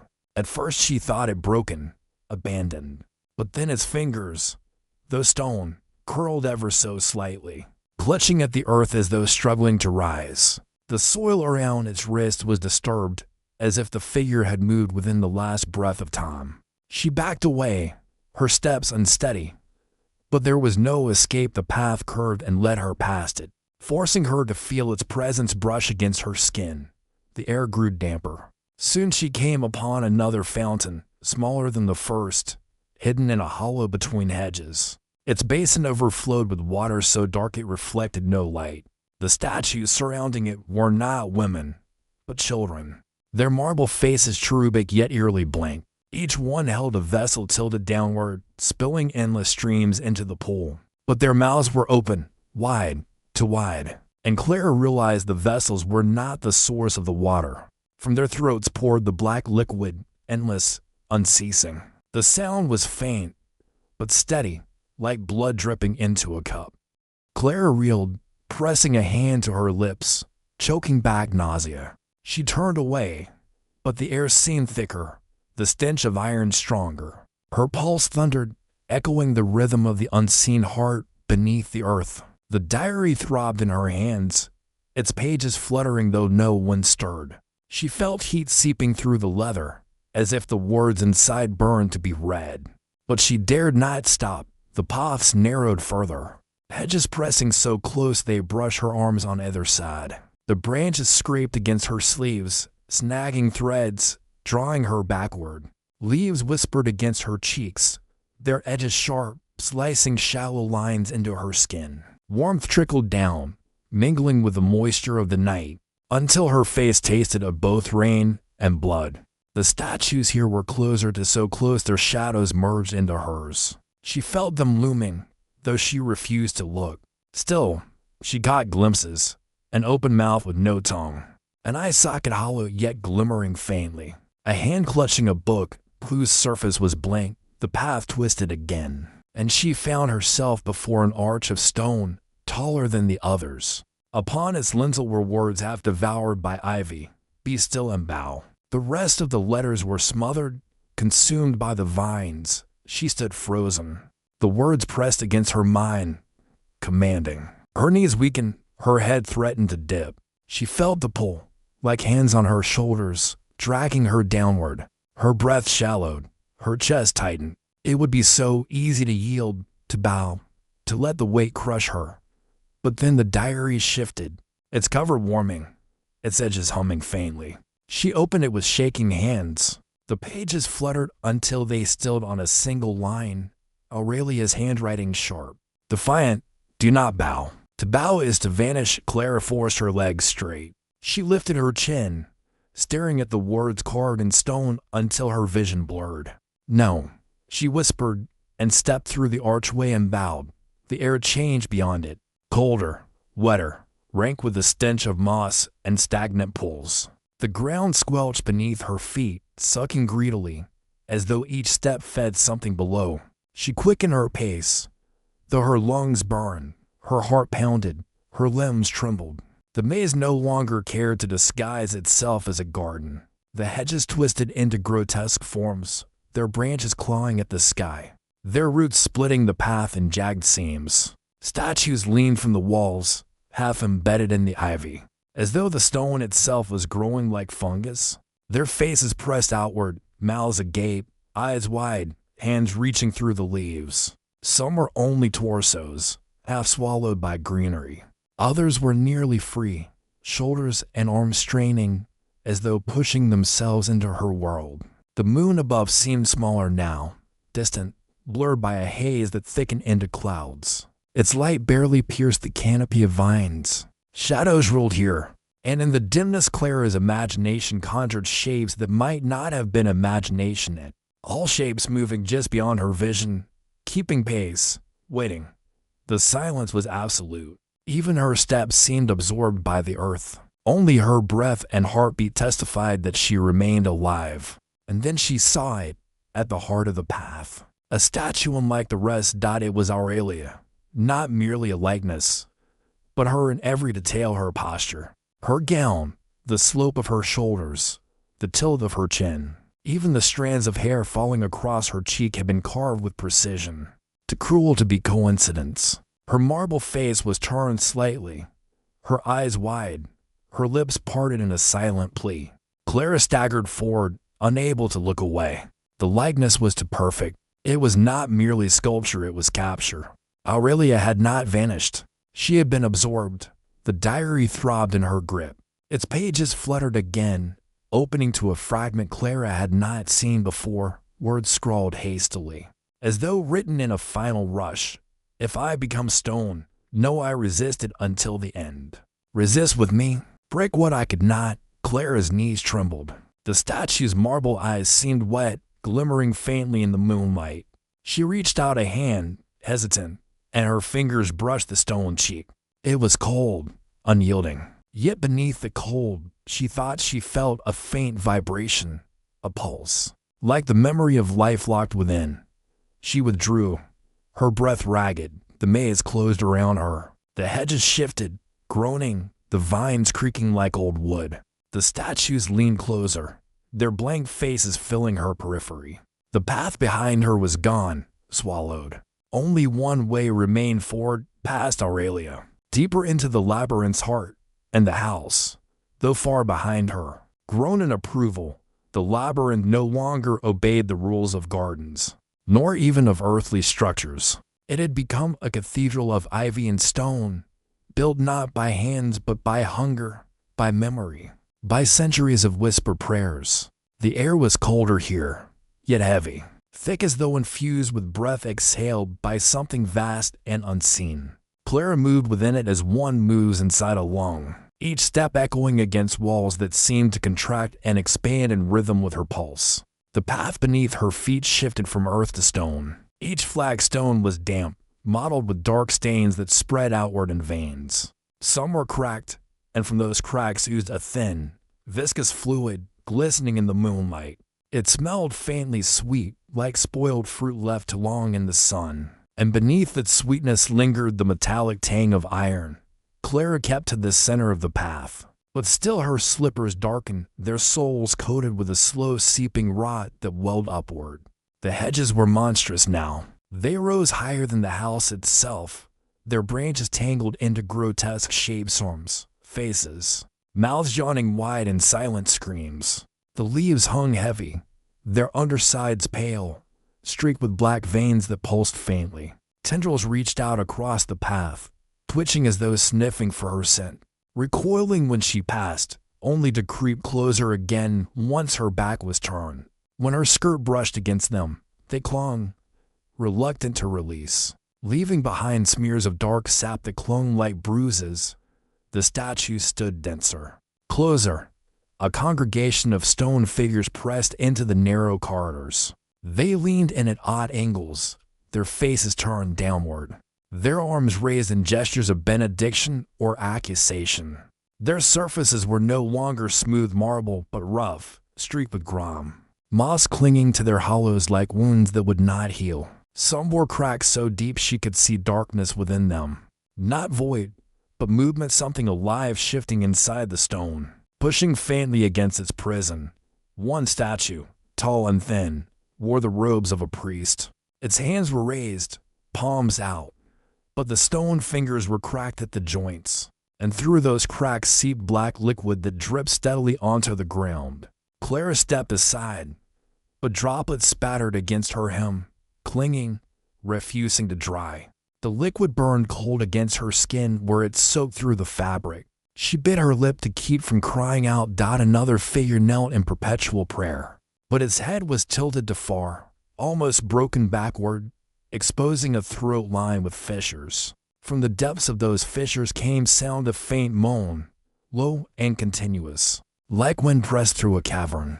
Yet there was no one here. Clara shuddered, clutching the diary closer. The moon had vanished behind thick clouds. The light that illuminated the maze now came not from the sky but from the statues themselves. Their veins glimmered faintly, their cracks pulsed with dull glow. Their eyes, though carved from stone, caught glimmers of phosphorescence. The garden had become its own lantern, lit by the suffering of those imprisoned within it. Clara's breath fogged, her body trembling with exhaustion. The diary pulsed in her hands, heavier than before, its pages shifting on their own, fluttering as though the words within sought release. She resisted the urge to stop and read. To pause here felt like death, yet the weight of the book was unbearable, dragging her arms downward until they ached. She felt as though she carried not paper, but stone, a second statue bound to her flesh. She pressed onward. The maze narrowed until she was forced to turn sideways, her shoulders scraping against the edges. The leaves were sharp, cutting fine lines across her skin, and the sap they released clung like oil. Thick and dark, the smell overwhelmed her now damp soil, rot, iron, sap, and something sour, like breath exhaled from an open grave. Her vision blurred, her stomach turned, but still she moved, inch by inch. Through the choking corridor. At last, the passage widened into a clearing. It was circular, perfectly so, as though carved with purpose. The ground was not soil, but smooth black stone, polished to a sheen that reflected no light. In the center stood a fountain, larger than any she had seen yet. Its basin was vast, its edges carved with figures of women kneeling, heads bowed, hands clasped. Their stone faces were serene, but their posture was not reverence, it was subjugation.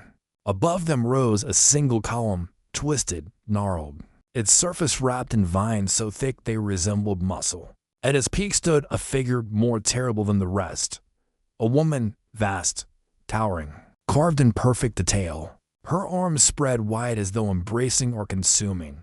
Her face was not serene but stern, eyes hollow, mouth curved into a faint frown. Her marble hair tumbled down her back in thick waves, entwined with ivy. Across her chest were carved words in deep relief, though the vines had begun to creep across them. Clara strained her eyes, and beneath the choking foliage she read, "Obedience is the offering." The fountain did not flow with water. From its basin rose a thick mist, gray and cold, carrying with it the smell of mildew and iron. It curled upward, clinging to her skirts, caressing her arms like unseen hands. When she breathed, it filled her lungs, heavy, damp, tasting of mold and stone. Around the clearing stood statues unlike any she had yet seen. They were not generic forms but women. Dozens of them, each unique, each carved with details too precise to be coincidence. The curl of hair, the fold of fabric, the tilt of lips, these were not sculptures but likenesses. These were the women who had come before her. Aurelia stood among them, her marble eyes wide. Her lips parted, but she was not alone. There were others' faces Clara did not know, yet all of them etched in grief, defiance, or terror. Some knelt, some stood, some reached forward as though struggling to escape. Yet all were silent, their stone flesh smooth and cold. Clara's knees weakened. She sank to the polished stone, clutching the diary. Her chest burned, her breath ragged. She wanted to scream, but her voice would not come. The silence here was absolute, crushing, heavier than any weight. The diary flared with heat. She opened it with trembling hands, and the pages turned of their own accord. The words glowed faintly, Aurelia's handwriting blazing like fire against the parchment. This is the heart. This is where it feeds. It feeds on silence. It feeds on stillness. It feeds on obedience. Do not kneel. Do not bow. Do not close your mouth. To do so is to become stone. Resist, and it will weaken. The mist rose higher, curling around her throat, pressing against her mouth, urging her to silence. The statues leaned closer, their hollow eyes burning faintly. The great figure atop the fountain loomed, her arms stretching wider, her mouth opening in a silent command. Bow. Clara's body trembled. Her head dipped against her will. Her knees buckled. The diary fell from her hands, clattering against the stone. The mist surged, wrapping around her, dragging her down. But even as she fell, a voice not her own, but Aurelia's rose in her mind. Resist with me. Break what I could not. Her lips parted, and she screamed. The sound shattered the silence like glass. It rang through the clearing, ricocheted against the statues, pierced the mist.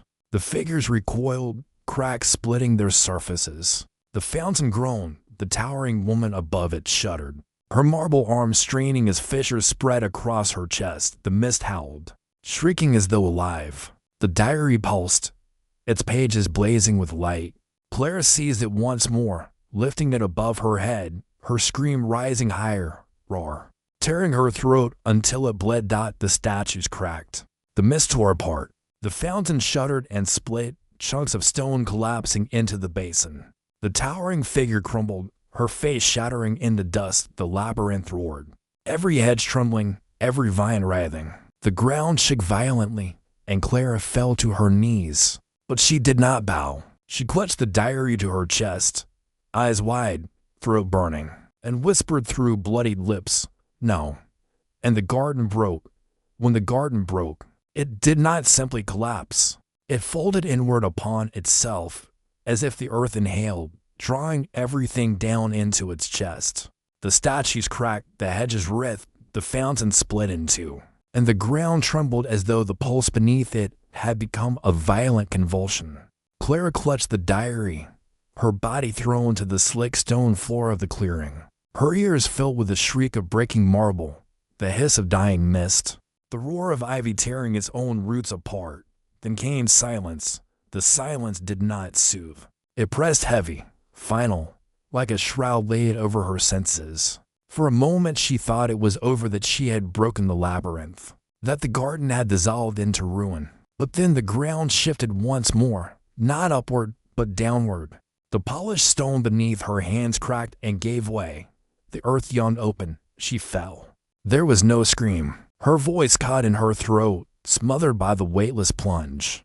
Darkness swallowed her whole, thicker than any night, a darkness not of absence, but of substance, clinging to her skin, sliding across her face, pressing into her eyes. She tumbled through it without air, without measure, as though falling not through space but through memory itself. At last, with a jolt that nearly tore the breath from her chest, she landed not upon soil, not upon stone, but upon something in between. The surface was hard yet yielding, slick yet dry. She pressed her palms against it and recoiled. It pulsed. Beneath her hands the ground throbbed faintly, like the skin of a drum stretched out over flesh. She scrambled backward, her slippers slipping, but there was nowhere to go. The darkness pressed on every side, slowly.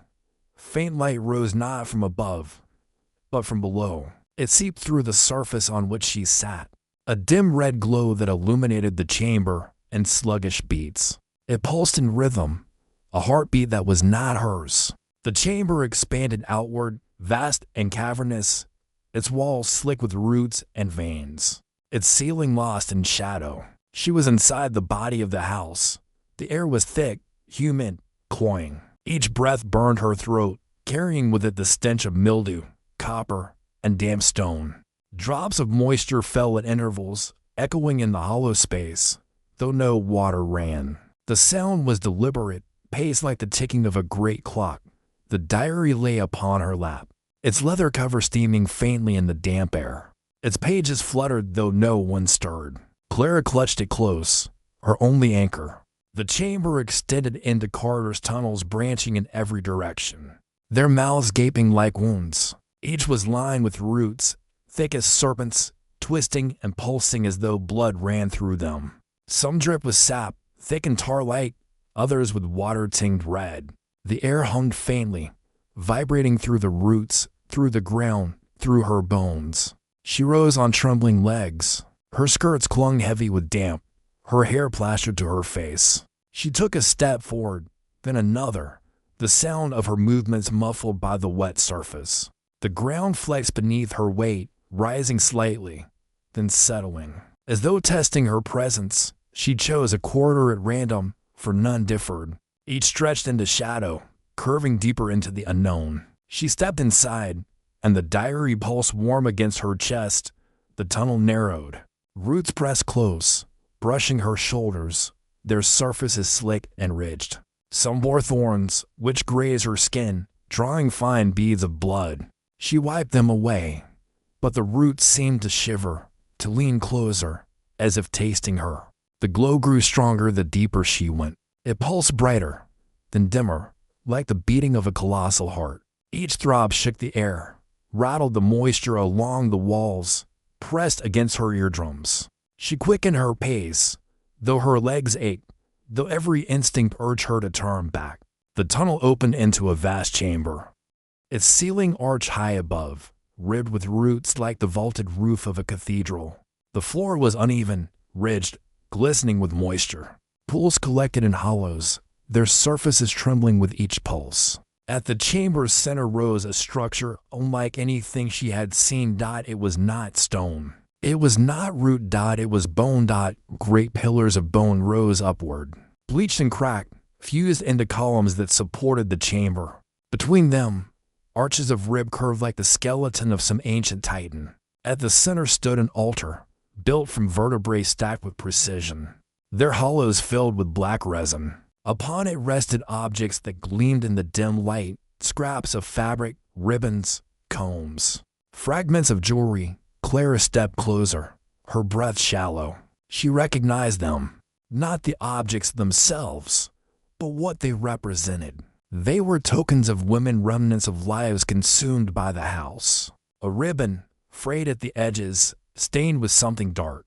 A comb with teeth bent and broken, strands of hair still caught within. A brooch, tarnished, its gemstone cracked. And upon the altar's highest point lay a book, its cover darker than the diary she held, its pages thick, edged with black. It pulsed faintly, as though alive, its surface slick with moisture. Her diary, Aurelia's diary, throbbed violently in her hands, as though it recognized its kin. Its pages flared open, words glowing. The house keeps its own scripture. Do not touch it. To touch is to surrender. Clara staggered back, but her gaze clung to the book. The chamber seemed to lean toward it, the roots bending, the air pressing, as though urging her forward. Her legs ached with the pull. She clenched the diary to her chest, whispering, "No." The chamber roared, not with sound, but with motion. The roots writhed, slamming against the walls, the ceiling, the floor. The pools of water churned, sending up sprays of dark liquid. The bones groaned, shifting, cracking beneath strain. From the shadows between the columns, figures emerged, not statues, not living, something between. Women, their bodies of stone and flesh, their movements jerky, halting, yet deliberate. Their faces bore the same serenity as the statues above, but their eyes glowed faintly. Their mouths opened and closed in silence. They advanced in unison, their feet dragging, their hands reaching. Clara backed away, her breath coming fast. The diary blazed, its pages erupting with light, words spilling across them. Speak, speak. For silence is surrender. Her lips parted, but no words came. Her throat ached, raw from her scream in the garden. Yet she forced sound into the air, ragged, desperate. I will not bow. I will not be still. The figures faltered. Their movements slowed, their eyes dimmed. Cracks split their marble skin, flakes falling like dust. But the altar pulsed brighter, the black book vibrating, its pages fluttering as though in anger. The roots thrashed, striking the ground around her, splattering her with dark sap. She fell to her knees, clutching Aurelia's diary, pressing her forehead to its warm surface. Words seared into her vision. Burn it. Only flame breaks its scripture. But where could she find flame in this underworld of damp stone and living root? The chamber hissed, as though in answer. The pools at her feet bubbled, their surfaces breaking.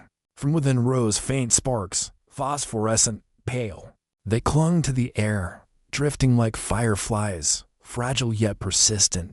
Clara seized them with her hands, though they burned her palms, their heat biting deep into her flesh. She cried out, but held them still, gathering their light with trembling arms. She hurled the sparks upon the black book.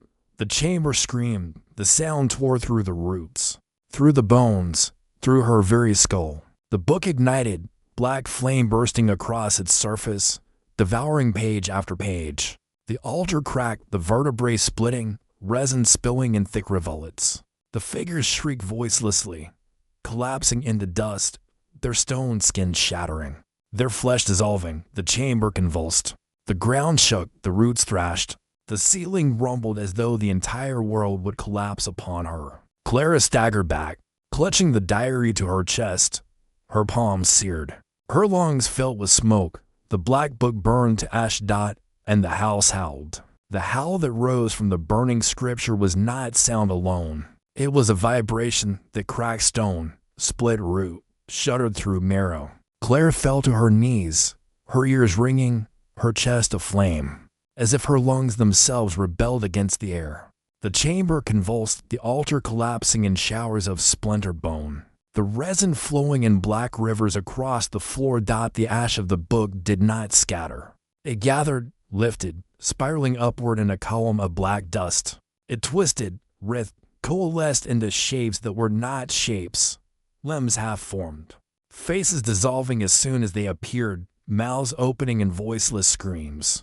The air grew suffocating, hot and damp, pressing against her skin as if the chamber itself tried to swallow her whole. And then the floor gave way. She fell once more, but this fall was not like before. It was slower, thicker, as though she drifted downward through viscous fluid. The red glow faded.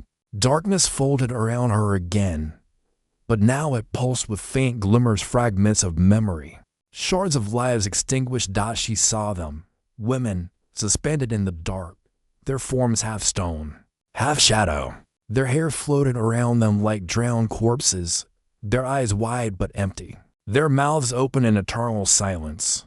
Ribbons trailed from their fingers, torn fabric drifted like seaweed.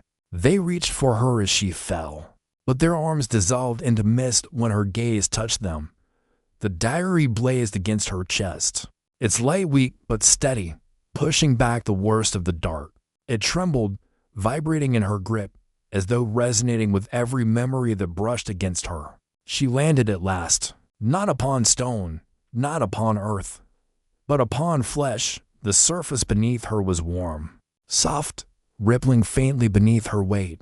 She staggered upright, her slippers sinking slightly, the ground yielding like skin stretched over muscle. The glow here was faint, a dim luminescence seeping through the floor, pale and sickly, casting the chamber in shades of gray-green. The smell was unbearable: mildew, iron, decay, and something sweet that made her stomach turn. She realized, with mounting horror, that she stood inside the womb of the house. The walls curved around her, slick and glistening, lined with roots that pulsed as though carrying blood. Veins crisscrossed their surfaces, faintly glowing with sluggish rhythm. Drops of moisture slid downward, gathering in shallow pools that steamed faintly. The air was thick, humid, tasting of mold and copper. Each breath burned her throat. The space extended vast, cathedral light, but alive. The ceiling arched high above, ribbed with bone-like structures. The floor quivered beneath her steps, each movement sending ripples outward, as though disturbing a great body of water. In the distance, faint shapes stirred.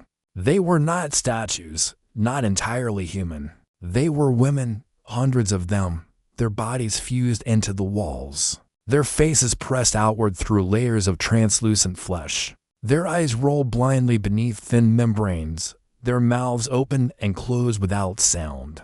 Their fingers twitched, clawing faintly, but they could not free themselves. Some were half submerged, only their faces visible, their features distorted by the living wall that consumed them. Others were little more than outlines, shadows caught between stone and flesh, struggling endlessly.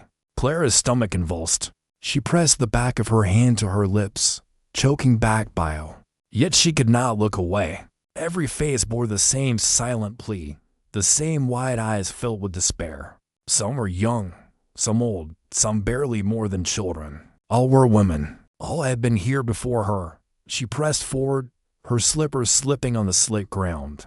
The diary clutched so tightly her knuckles ached. The air grew warmer, the pulse stronger.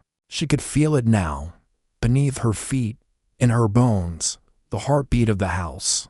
The chamber narrowed into a passage, its walls pulsing, the roots twitching like muscle fibers. She forced herself onward, each step a battle against the air that grew heavier, thicker, clinging to her skin like oil. Her skirts dragged, sodden with moisture, torn and weighted by clinging vines. Her hair stuck to her face, strands plastered across her cheeks.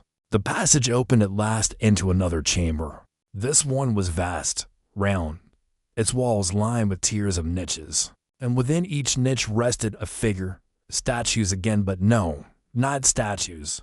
They were women, petrified, their stone bodies slumped, kneeling, standing, reaching. Their forms bore cracks, moss growing in the hollows, veins of dark mineral threading their marble flesh. Each was unique, each frozen at the moment of resistance or surrender. Some knelt gracefully, heads bowed, their faces serene as though they had chosen. Others crouched in terror, their arms raised, their mouths open in screams. A few stood tall, defiant, their hands clutching invisible weapons, their brows furrowed in rage. But all were silent. All were still. At the chamber's center rose a pillar of root and bone, twisting upward like a spine. At its top rested a sphere, translucent, glowing faintly with internal light. Within it shadows swirled faces, hands, eyes, all shifting and dissolving.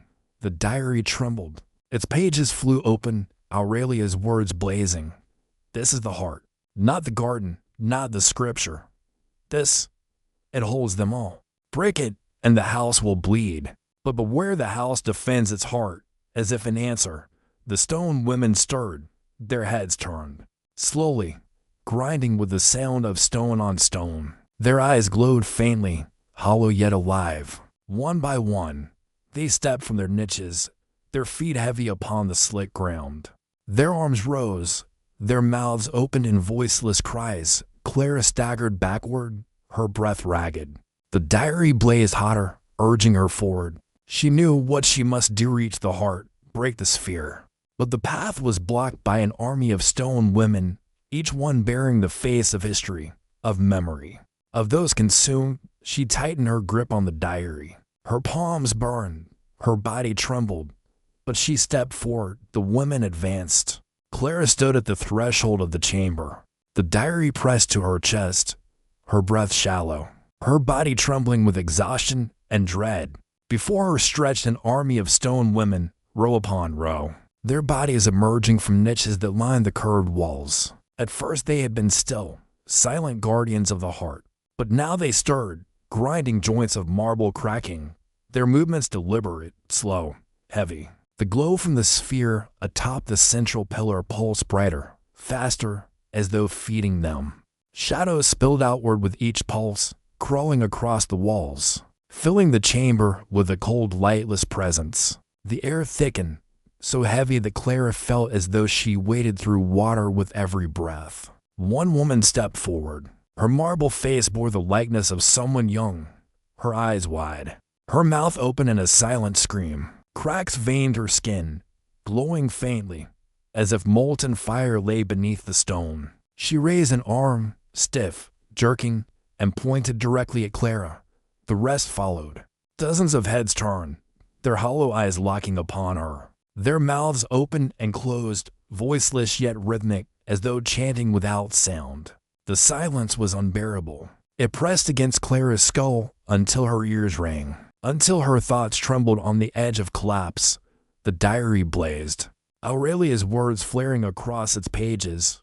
Do not let silence consume you. Speak, cry, sing, scream anything, but do not be still. Her throat burned raw, but she forced words into the air. I am not yours. Her voice cracked, pitiful against the cavernous vastness. Yet the silence recoiled slightly, faltering for the span of a breath. The stone women advanced, their feet scraped against the slick floor, heavy and uneven. The sound like grinding tombstones. They spread outward, surrounding her, their numbers endless. For each she saw clearly, 10 more stepped from the shadowed niches. Their arms reached, their fingers curled. Their stone mouths gaped wider, revealing darkness within. Clara staggered backward, the diary searing against her chest.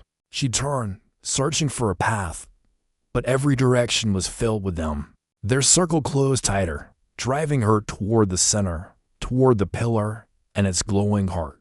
The sphere pulsed violently now. Its surface was not smooth, but trembling, rippling as though liquid swirled inside. Faces pressed outward, distorted by the translucent surface women's faces.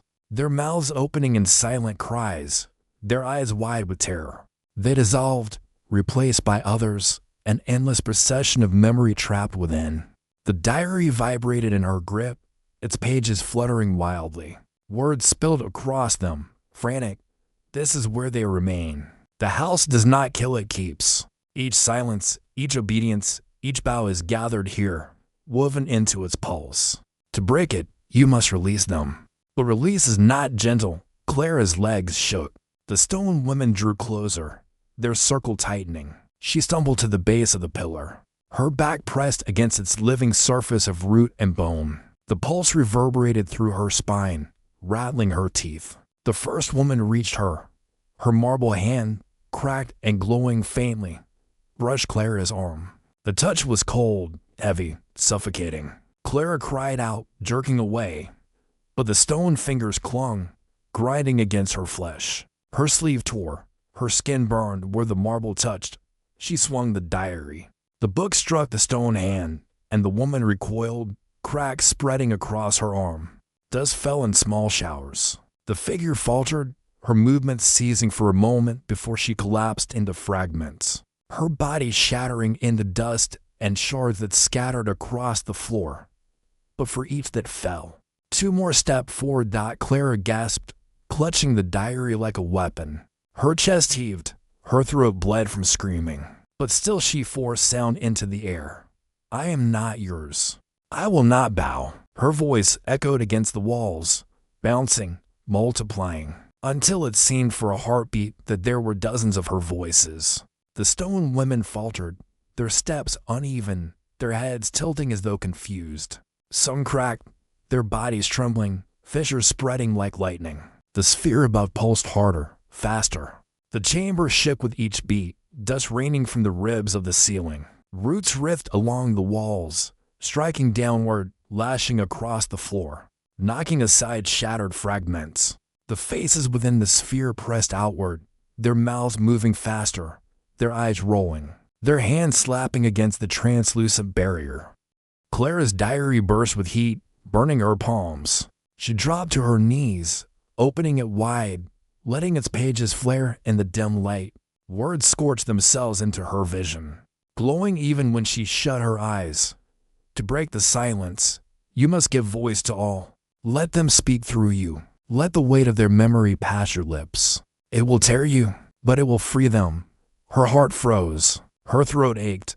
Her voice nearly gone. How could she give voice to hundreds, thousands? The stone women pressed closer. Their arms reached, their mouths gaped, Their steps thundered like drums. The air suffocated, heavy with dust and sap. The sphere blazed, faces pressed tighter.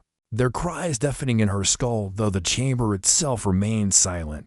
Clara clutched the diary, lifted it above her head, and whispered, "Then speak." The words ignited. The diary exploded with light, blinding, searing, pouring into her mouth, her eyes, her skin. She convulsed, her body arching, her lungs filling not with air, but with voices. Thousands of them, pressing, choking, clawing for release. Her scream tore the chamber apart. It was not her scream alone. It was the scream of every woman trapped, every silence consumed, every voice smothered. It was rage, grief, terror, defiance. It shook the pillars, split the walls, shattered the stone women into dust. The sphere cracked. Its surface splintered in jagged lines, light pouring from the fractures. Faces spilled outward, dissolving into light and shadow. The roots writhed, the floor convulsed, the ceiling ribs snapped. The heart of the house bled. Clara collapsed, her throat shredded, her chest heaving. The diary scorched and smoking in her arms. Around her the chamber crumbled, the stone women dissolved. The sphere shattered into fragments of light that rained down, burning where they struck. The house howled once more. But this howl was not triumph. It was death. The scream that shattered the sphere had not only torn stone and root, it had torn the very order of the house. The chamber shook with such force that the ground split in deep fissures, glowing faintly with the light of the broken heart. The roots writhed like wounded serpents, striking against walls and ceiling, tearing themselves apart. The air was thick with dust, with fragments of stone, with the ash of memories released. Clara lay on the trembling floor, her chest heaving, her throat raw and bleeding. The diary smoldered in her arms, its cover blackened. Its pages curled from the fire that had consumed it, yet it still pulsed faintly, weak but alive, as though it had survived the scream. Around her, the stone women crumbled. Their bodies split, their limbs collapsed, their faces shattered into dust. For a moment she thought she heard them voices, soft, free, rising upward like smoke toward a sky that was no longer there. The heart was broken. But the house did not die quietly. From the ruins of the pillar rose a new sound, a groan deeper than the earth itself. The walls convulsed, the floor rippled. The chamber twisted, folding inward, collapsing like a living thing writhing in agony. The rib ceiling bent, bones snapping, roots tearing loose in showers of sap that rained upon her like blood. The fissures widened, glowing with unbearable light. From them surged shapes, faces, hands, eyes, memories no longer bound, now rushing outward, chaotic, free. They swirled around her, brushing her skin, whispering words she could not understand. Some voices laughed, some wept, some screamed. All passed through her, leaving her trembling, hollowed, yet filled with something vast. She staggered to her feet. The chamber was collapsing, the floor splitting beneath her. She ran, her slippers slipping on the slick, living ground. Roots lashed across her path, striking blindly, their tips sharp as spears. She ducked, stumbled, crawled beneath them. Dust filled her lungs, stung her eyes. The passage through which she had entered was gone. The walls folded, the niches crumbled, the way back erased. The only path was forward toward the fissures, toward the blinding light that seared her vision. The diary flared once more in her grip, its pages opening to a final message. Outward. Follow the light. The house will try to keep you. Do not look back. Her legs trembled, but she forced them onward. She leapt over cracks, crawled beneath collapsing arches of bone, pushed through tangles of root. The roar of the house grew deafening, 1,000 voices layered into one, howling in rage and grief. The air seared her skin, hot and wet, filled with ash and mist. She reached the fissure. Light poured upward, so bright it blinded her, so hot it burned. The floor around it split wider, collapsing into chasms that fell endlessly into nothing. She clutched the diary, pressed it to her chest, and stepped into the glow. She did not fall. She was lifted. The light carried her upward, tearing her through layers of stone and root. Through chambers that collapsed behind her, she glimpsed faces pressed and walls dissolving, their eyes closing at last. She saw statues shattering, fountains collapsing, corridors folding into themselves. She heard the groans of the house, the collapse of its bones, the death of its breath, and then air. Cold, fresh, vast. She burst upward into the night. The garden was gone. Where once had been hedges, statues, fountains, there was now only ruin, a crater of collapsed earth, steaming, smoldering, glowing faintly with embers. The house stood above it, trembling, its windows blazing with light, its walls cracking, its roof sagging. It groaned like a dying beast, its timbers splitting, its stones grinding against one another. Clara staggered forward, falling to her knees upon the damp earth. She coughed, spat blood, clutched the diary. Her vision blurred with tears, with exhaustion. But still she looked up at the house. It was collapsing. The great facade split. The windows burst outward in showers of glass, flames and light pouring from within. The roof caved, the towers crumbled, the walls folded inward. With a final, shuddering groan, the house imploded, sinking into the crater. Swallowed by the earth that had once sustained it, silence followed. Real silence. Not the suffocating silence of obedience, but the empty, gentle silence of night. Clara fell onto her back, her chest rising and falling, her throat raw. Above her stretched the sky, vast and endless, filled with stars. The moon shone pale, serene, free of shadow. She wept, her tears hot, her body trembling. The diary lay beside her. Its cover was scorched, its pages blackened, its pulse faint. She opened it with shaking hands, and upon its final page, written in Aurelia's hand, were words she had never seen. If you read this, you have done what I could not. You have broken the silence. You are free. Live, Clara. Live for all of us. Her sobs broke the silence, raw and unrestrained. She pressed the diary to her chest, clutching it as though it were Aurelia herself. The earth cooled. The stars wheeled overhead. The house was gone, and Clara, for the first time since she had stepped into its shadow, breathed freely. For hours she lay upon the damp earth, staring upward as the stars wheeled slowly across the sky. Her body trembled, her throat burned, her palms were raw and seared. But still she could not move, not from weakness alone, but because the silence, the true silence, was so vast, so unearthly, that she feared to break it even with the rustle of cloth. The crater still smoked faintly behind her, glowing in places where the ruin of the house smoldered beneath layers of ash and soil. No walls remained, no windows, no towers. Only a hollow where once it had loomed, proud and terrible, a monument to silence. Now it was gone. The night was filled with sounds she had almost forgotten existed. The chirp of insects, the whisper of leaves stirred by a gentle breeze, the distant cry of a night bird. Each sound struck her like a miracle, fragile, fleeting, yet real.